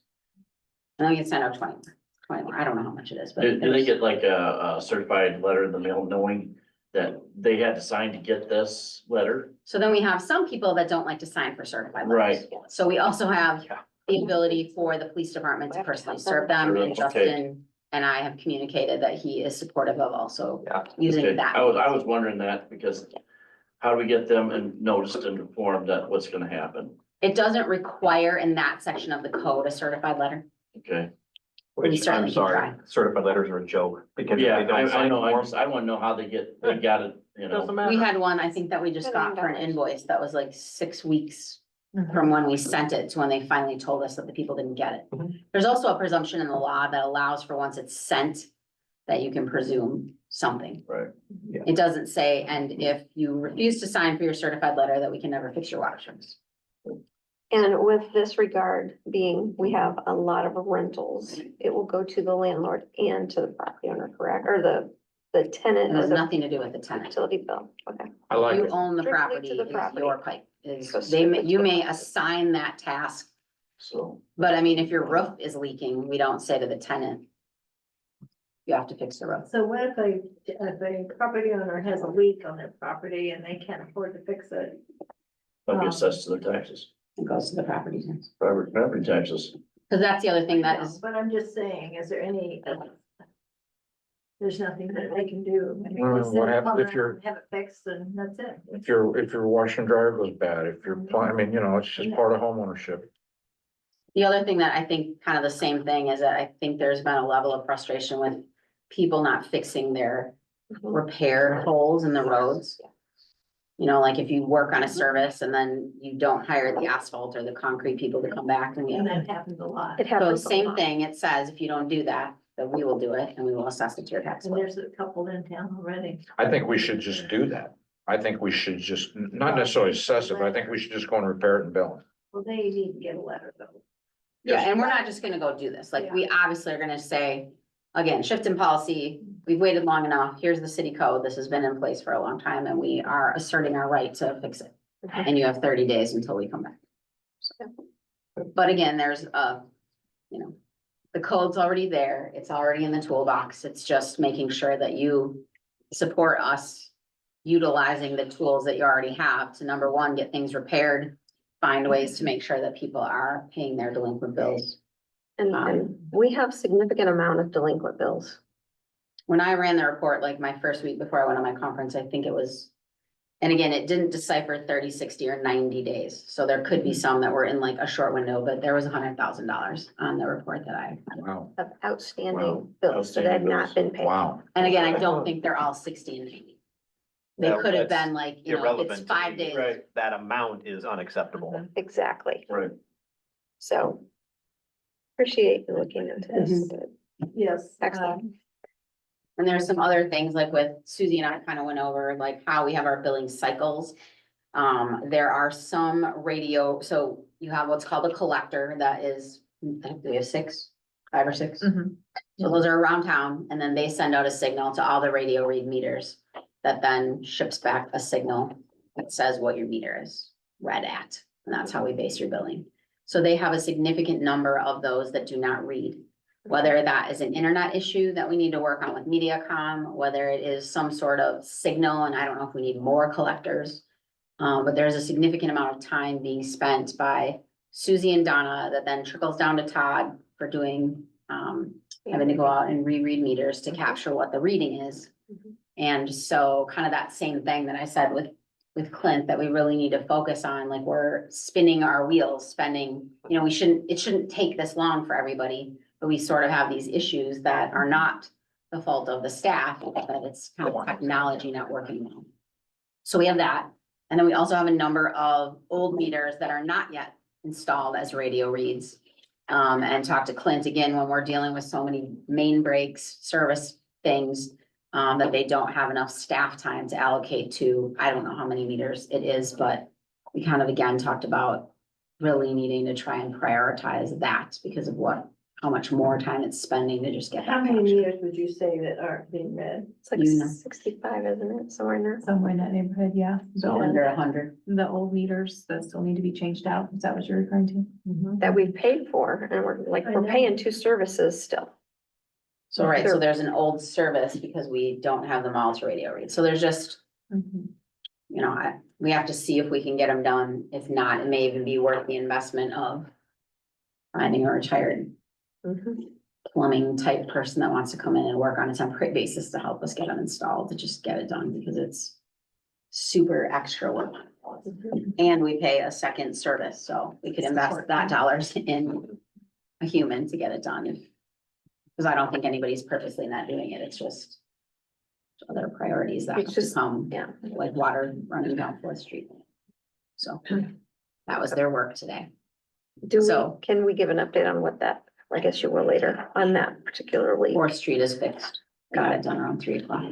Got it, good, took all day, Yes, and they were rather messy. yes. All right, number 25 is closing City Hall every other Friday for cleaning City Hall. And this, we did identify 3 dates not every other Friday for So, eternity, but yes, just to 3 clarify days. that, it was 3 only days. 3 dates as of right now. as of right now. so- And I mean, and I will just state that there is a lot of things to go through. I mean, So we've the got, cleaning is just I mean, it's It's mostly purging. it's purging. Yes, And not it's, like cleaning the, it's not not like dusting. cleaning. Dusting Yeah, and- this is going through a lot of files and records and just a lot of old items that we need to put on put out for bid, like somebody can bid on it and Well, there's Pay like us for items it. that we need to just declare as surplus in the there we go. basement, like it could be old Surplus. desks That's or the word. whatever. Surplus. But, so there's a very strict policy with the state of Iowa that's called your records retention state law. And you have this like 20-page document. That's part of what we have to have when we're doing these 3 days. And you just like, you're like, oh, this is a box of. And then someone's in charge of, like, one of us in the office is in charge of the 20-page document. You like flip to its utility billing stubs. How long do you have to keep those little schnibs from the postcard?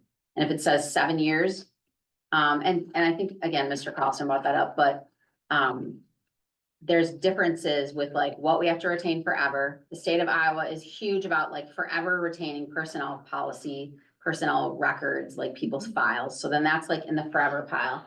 But then when the auditors come and they're done with fiscal 23, and then we walk down to the basement and put all of our boxes from there, what you need to do is get into a practice of, all right, this box is a 7-year document. So it's 23, so it says destroy in 2030. And then you just like every year when you add a year, you just go down there and say like, what says that we can destroy it when? And the other thing where they really encourage you to get rid of things that are beyond what you need to keep is that if you ever got a FOIA or an open records request for a utility bill, and obviously that's a silly thing, nobody's gonna mess up, but if they said we want all the utility bills from the last 20 years, and we only needed 7 of them to be retained, we have to provide all 20 because we have the document in our possession. You can't just say, oh, we only have to keep 7 years, but we have this other 13 because we've kept them for 20, and you just make a lot of work for yourself. That's unnecessary. The other thing is I kind of call it like high-priced real estate. So we have prime stuff upstairs that has super old stuff. And so what do we want to keep downstairs? And what do we want to keep that, like, if it's things that we need to get at pretty frequently, we want that close to us. So there's that whole hallway kind of where the kitchenette is. The mayor's in a super small office. We would like to move the mayor over to the office that's like me, the clerk's office with Susie, and then there's like a little closet, and then there's a room that has all file cabinets in there. So we'd like to move the mayor into that office. We'd like Taylor to come back up to the front so that he's actually part of like being close by when people want to come in and talk to him. And then Susie, so that with her HR functions, has privacy to meet with people. She's gonna come across the hall and be right behind Donna. And then Ashley will have an office that's just. And we may paint too. Is our basement dry enough to keep all the records? I think It's so. pretty dry. It actually is, yeah. Yep, it is. We have had water down there, but I think It's like I It was is. surprised at how ginormous and how much It's stuff is down huge.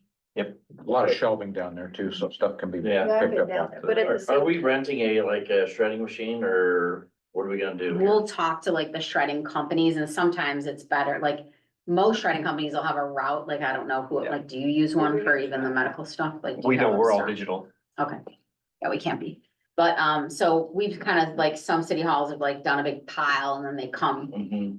and it all has to be upstairs, like they won't go down into the basement. So we made like a huge pile in the basement on our cleaning days. And then we had like public works and utility people, like we arranged the shred it day. And then everybody just started hauling everything from the basement because they put them in toters. Like those big garbage toters, so that's how they shred them, so Do you feel like in these 3 shutdown days that we can get this all? I can't promise that. Make a I dent. hope we can make a big I dent. bet you'll make it in, but You'll I make like a here, dent, you but- did note that they will not interfere with utility bill due dates, so. Right, we kind of like, That's thankfully we could pick, but like there was a 20th or 15th, what, So- 15th or 20th? Here's my next question. 20th, right.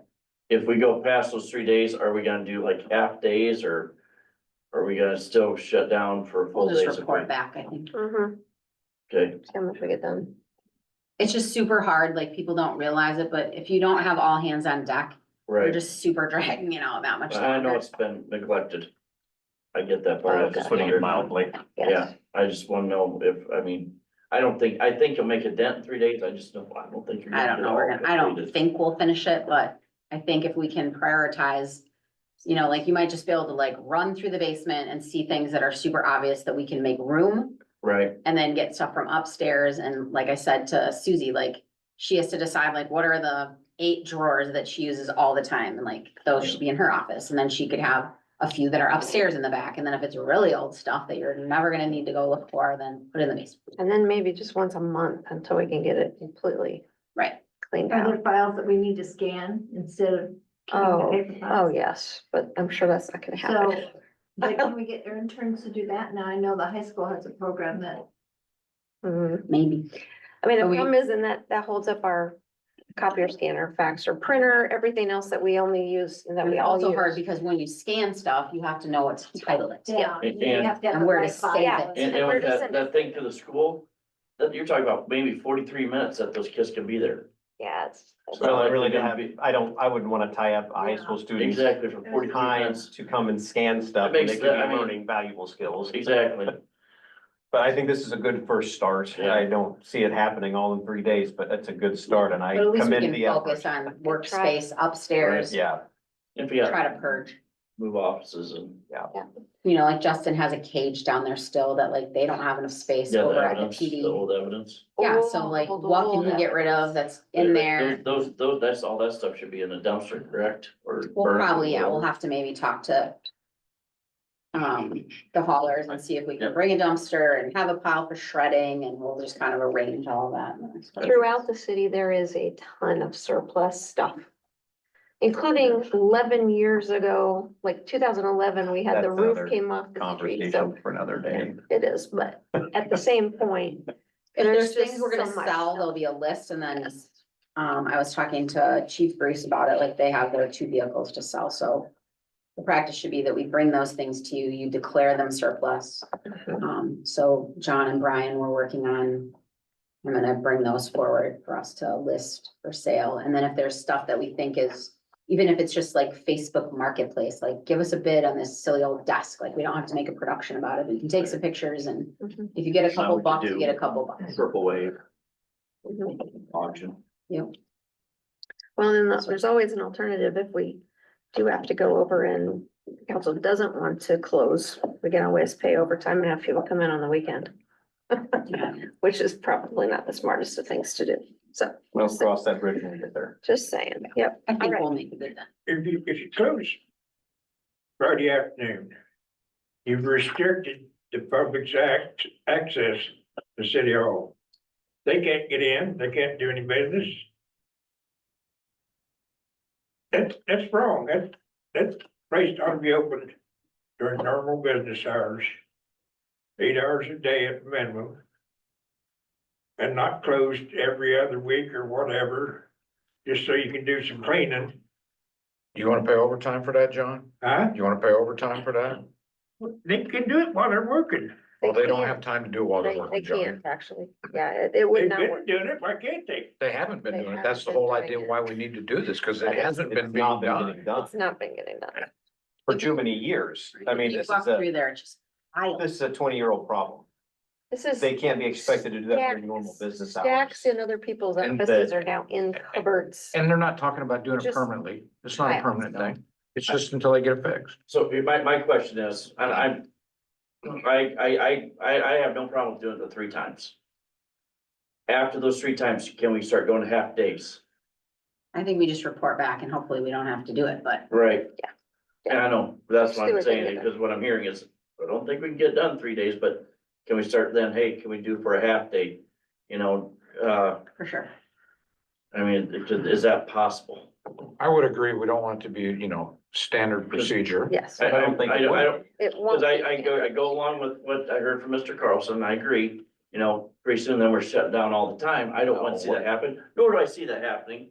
But I mean, I mean, could we get some done half days or whatever, Because we make a dent, can we get the others in half days or, You can do it whatever time you want. or, It's just- yeah, that's what I'm saying. It's just if you like try to do it during work or you just do a Right. couple hours at a time, like you just won't make a dent. Right. And if we come and maybe everybody's willing to come Yep, early that day in jeans at 7 AM and we work till 4:30 and just, like.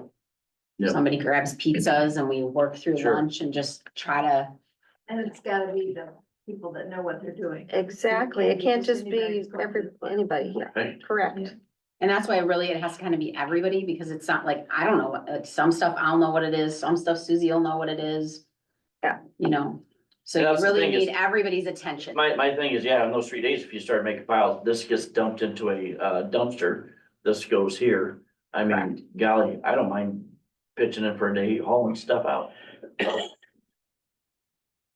It just Right. takes those at least to like for a couple days to just really get your head around like, Yeah. what is it? Mhm. Cause sometimes it is just like, I don't know how old some of those boxes are in the basement, but they are super old. Old. And again, you like, And you need incorporation. someone attentive to the records retention policy, who's not like, you know, you're kind of like one person's fumbling through a box and seeing what it is, and then someone else is looking it up, and it just really helps to have all four of us. 5 of us. Mhm. All right. And we'll make sure that the word is out. And again, we're not picking a bill day. Yeah. The 20th is the bill days. So if you look at what do we have on there? Like, I got that 25th of The 8th, October, there's- the 8th and 22nd. Yep. Yeah. All right, so number 26 is department reports. It was administration, so number 27 is administration report. I feel like I just told you what I've been Yep. working Bye. on, Much have. along with other things. Did you have anything else you wanted to hit on? I guess I can update you. We are meeting with the DOT tomorrow to kind of go over things that are happening on Highway 34. We may have some Don't have finished. I don't know. So we, to kind of see where the closings are gonna be, and we're really trying to, give them some direction on how we're gonna get this done for snowplows. So we are having that meeting tomorrow, and we can send an email to everybody at the council. We also met with the school admin staff today, myself, Justin, and Chris all went there. So we'll see how that goes, but there's definitely some things that we have to try and do to try and expedite this not going through. Can we also get I know what they got it down, I think the state's trying to get to 45 through there. I still think that's too fast when that road gets done for people to cross, pedestrians. So cross it typically down. the council has to make a resolution requesting what you think it is, and then the DOT will review it. But So I if mean, there's something I would that- like to see us move quickly on that too, because for now we have kids trying to run past, I should just say pedestrians, not just kids, but a lot of kids come over there to go to school. Now they're gonna have to run across 4 lanes of traffic, and they have proposed going 50 down a hill. I'd hate to be picking people's bodies up off the road. So one of the things that we learned in our meeting today, because I don't think that any of, obviously. None of us I didn't knew know it. about but the mayor didn't know about it. So one of my agenda items for my meeting with Mr. Lorenz at the school district was about traveling if you're on one side of 34 and how you get safely to the schools. And I don't know that everybody knows that at the Faith Community Church, there is a bus stop. So any child that wants to be able to travel across the highway, instead of having to cross the highway for school, there is a bus stop that they can be picked up and dropped off at. That's unacceptable. You know- I'm sorry, that is unacceptable. There should be a way to cross that highway with a pedestrian or, Yeah. I'm So we're sorry. talking about pedestrians in general. You know, I mean, I don't know the exact number, but there's 400 or 500 people that live on that side of the highway. There's gonna be more. We're putting 70 new units up there. We're putting 60 some new townhouses up there. There's no way to ride a bike or walk across that road without getting, And while they had it tore without up, being in danger. well, why they had it tore up and they had it all dug up, why didn't they make some type of a tunnel system underneath Well, there? to so get it there? was discussed. There was discussions about that, and it was too hard to do, basically. Bullshit. No, it needed to They be done could in. have done it, they had all, And basically, that was the answer. It was too hard to do. No, Well, it first of needed, all, backing it up, there was no direction from the city at the design time. which was in 20 and 21, prior to us, all of us, actually. So when you have a DOT project, by the time you get to construction, like you're 3 to 4 years back when those things needed to be discussed, so. And But if at we had, 34 and Broadway, you have to stop. But, There's gonna be, Yeah, a that's the four-way 34 and stop. Broadway, there's gonna be a stop. stop light. but there's not gonna be a pedestrian crossing there. There's gonna be no push buttons there. The most traveled crosswalk there is on Fourth Street. We've done the study. I don't think that you're gonna get on a state highway to have a, The only thing It's that in I the city think, limits. There's state highways that have pedestrian crossings. We've got it on 48. It's a state highway as well. It's just unbelievable to me that they planned that highway through our community without having a pedestrian crossing. It's unbelievable to me. I agree with Brian. I mean, there's got to be pedestrian crossings. I don't. It's safe routes to school. Even if it was an interstate, there has to be a pedestrian crossing. But it's all about my opinion. I have not, like, I'll see what happens tomorrow. That's my first time meeting, but even if it's 45 miles an hour, like, you don't really see pedestrian crossings with that kind of Well, speed as you just said, there was no direction. direction from the city at the time this was all happening. So that sums it up for me. Which was prior to all of us. We will bring it up and at least discuss it with them. So that leaves us as a city responsible for the safety of our citizens' passage across this highway, and that leaves the bill on us to come up with some kind of a overpass or underpass or something of that nature. If we were to do our jobs correctly, in my opinion. You know, everybody deserves safe routes to school. Everybody, I mean, pedestrian traffic is just as viable as automobile traffic. Oh. Yeah, it's unfortunate that it wasn't brought up when it could have. Could've been. Well, Exactly. it's not done yet. They're not done yet. They're still working. Yeah, but, you know, Yeah, you won't be able to do anything like that. If it Planning is process something, is already done. If They're it's- implementing. Wow. even doing an overbridge is, you have to start the entrance onto that way before, just at you the know, you still have to intersection. get everything approved. Yeah, and you still have to do the whole DOT thing, so, yeah. We'll talk about it. All right, number 28 is the mayor's report. I just passed out my mayor's report. I did this differently. I just included the meetings that we've attended or that I've attended the last couple of weeks. Some grants that I'm still working on and slowly transitioning all of that stuff over to Lisa. And then upcoming meetings that I have. A couple things I wanted to point out. The Mayor's Youth Advisory Council did receive one of 2 Community Champion Awards, and the League of Cities will be coming to present that award to the youth, hopefully around Thanksgiving when they are back from college. That's pretty exciting. They did get started, just this Sunday was our first meeting. Let's see. A number of us did participate or attend the Revitalize Southwest Iowa and Atlantic meeting. And I've had people reach out to me and ask if Red Oak is receiving any of those funds. I mean, it's my understanding that there is a field of interest fund for all 51 of the communities. Or at least all 51 of the communities in Southwest Iowa are a part of some type of a field of interest fund, so. The answer is yes. Yes. And then we've been meeting with Dorsey Whitney and with Northland Financial to figure out, some of the things around our TIF and our TIF, certifications and just our maps. To finally get some final copies of our maps. Working with Woodland Hills, I did talk with Steve Leclerc, with the 1917 lofts and their proposed date now that I think is the date they're gonna stick with for occupancy of the 1917 lofts is November 15th. So now they can actually really try to get people signed up, when now that they know what those occupancies are. They also realize it's right before the holidays, so it's probably gonna be a little challenging until after the first of the year. Did they get the gear? As of what they have right now, they had, as of last week, when I talked to him, they had 7 units contracted, 7 out of 25. Did they get the switch gear? It's coming in the end of this month. So it's for So sure. that's why they're saying the 15th. They might be done a little bit early, but yes. You heard the announcement about our Army Career Recruitment Center. That's great. And we do have 6 people in the youth council this year. And then upcoming events, just FYI for your all information. If anybody's interested in going in this emergency management symposium, that's November 1st. We do need to get that registered, but, and then we're getting ready to upgrade our hazard mitigation plan with SWIPCO. Basically that's the Montgomery County one, so, but we have a piece of it. And then the Iowa Tourism meeting is, there's one tomorrow evening at 5:30 for anybody that can go to that. And then also on Wednesday at 10 a.m. I'll be at that one, so. And then Trick or Treat on the Trails is also coming up on the 24th.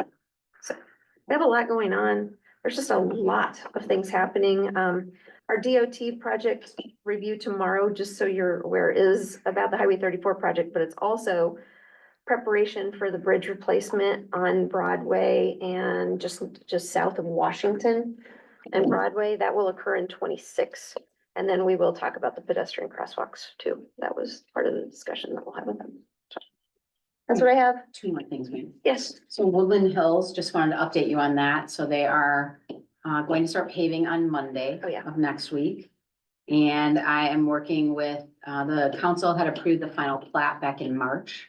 So I was on the phone with them. That has not been recorded yet. And so in order to really properly assign addresses on that, I think Mindy is the main road that's going in. I've asked them to get that done. So they're working on that. And then we will be working with them on getting the first building permits issued. So I think what we'll do is have one or two on the west side of the road and one on the east, and we'll do it in, and that means like all 5 plexes. So it's really 15 units, but 3 parcels. So we've explained that like each of those 5 plexes is one address, and then there'll be like units 1 through 5 or A through E. Yeah. They can decide that, and then we'll probably do a 3-pack, and then the other 4, which those 7 complexes are that phase 1. So we'll be working with them on that. I was on the phone with them today to get that going on. And then the other thing, I'm meeting tomorrow with SWIPCO. The rental inspection programs, we may have to revisit those fees a little bit. I know that you just did, but when you start looking at some of these multifaceted complexes, and we may not have had the right number that we're gonna get charged from SWIPCO on, like, say, Acorn Acres, where there's, you know, a 99 large units. volume, like they're not charging us the same as a single family, and we did bring it down. But it's still, you know, would be a pretty significant investment. So we're gonna walk through that process, but so that everybody knows, the goal will be that in January, we'll send out year 1 letters, and those will really all start in April. The other thing that I would like the council to consider that wasn't discussed at all is that if someone had a new construction, so let's say The 1917 lots. the lofts at the middle school, like they literally are getting a building permit for, they're getting a building permit for brand new remodels, and then we're gonna charge them again right away for a rental inspection. For each unit, yeah, You know what I mean? it's just really expensive.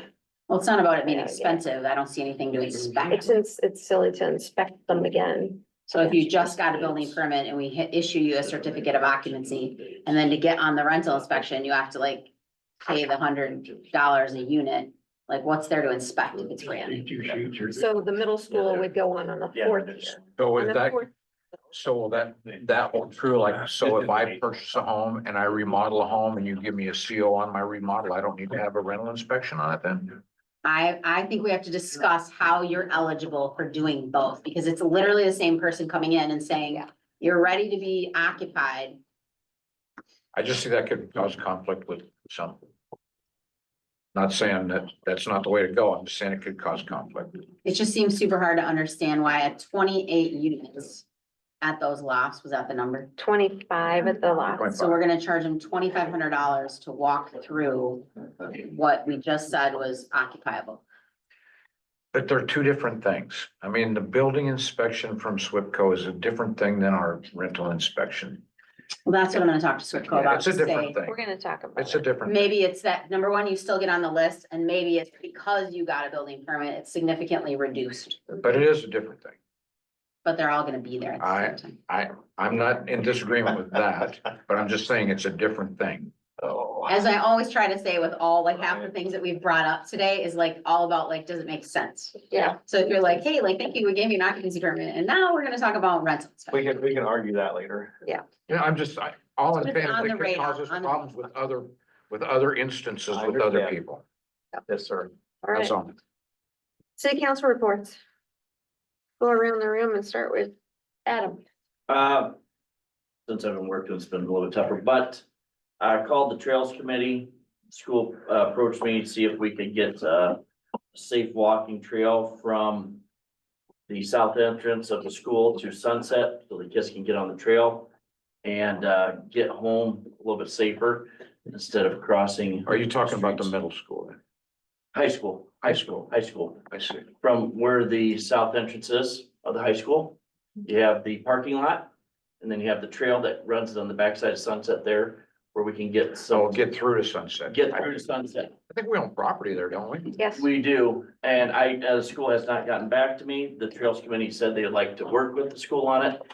And I sent something out to our administrators and I have not heard back from them, so. I think we have an alleyway that We runs have right an through there. alleyway Yeah. that So runs what- through there. One of the things that we brought up at our meeting today with Mr. Lorenz was the fact that I think is it on Fourth Street that we have a lot of sidewalks, but we really have none on Eighth Street that get us to the schools. And Mhm. so maybe we could be eligible for something like a safe routes to schools grant. I would think with the amount of LMI that we have, Mhm. and being able to show that. So we talked about, they brought that up as well. And that would be, I mean, Flat Rock would be the perfect, Flat Rock with the city would be a perfect Yep. applicant for that. But nice thing was that the Trails Committee wanted to get started on it right away and possibly could get it done before. Well, and there is funding through RPA 13, with TAP or one of the different ones that we have, so. That's it. Okay, how about you, John? Do you have anything? Yeah, I attended the Board of Adjustment meeting. Then I went to the revitalization of Southwest Iowa up in Atlantic, which would have been a hell of a lot more comfortable if they'd done the inside instead on top of that windy damn hill. Mhm. And to me, it struck me as nothing but patting themselves on the back. They didn't really put out that much, if anything. Okay, anything else? Okay, Tim? The League of Cities conference, they're always very good to go to. I attended a YMCA strategic planning meeting, did the TNT ribbon cutting. And just as a note, just appreciate everything you've done up to this point, Lisa. I love the memorandums in the packet. That was awesome. Thank It's you. super helpful Thank to you. help. you Yes, guys. very helpful. Awesome. I'm Yes, glad you thank you. appreciate it. I have to say, I have to get in on that as well. Information is power. Yeah. And I do love the updates and information, so thank you for that. So I also attended the League of Cities Conference.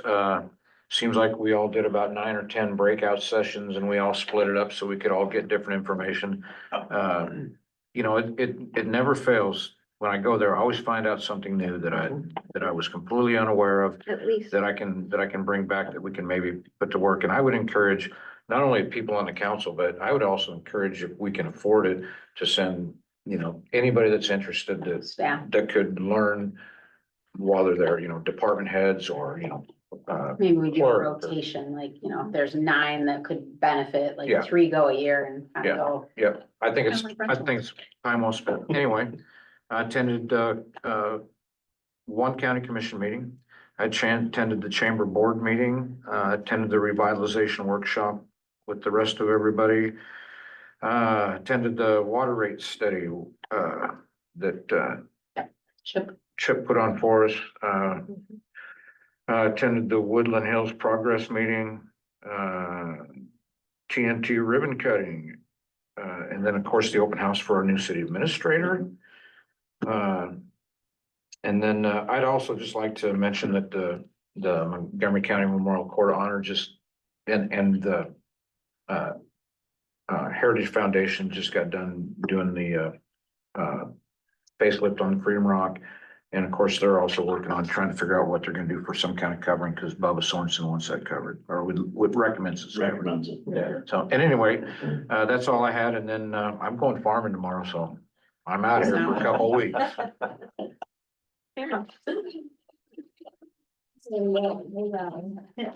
You attended the hospital on Solar board meeting on 17th of September, the hotel motel application review on the 18th, questions on the 20th, chamber board member, chamber board meeting on the 25th, and Lincoln, meeting of Atlantic on the 1st of October.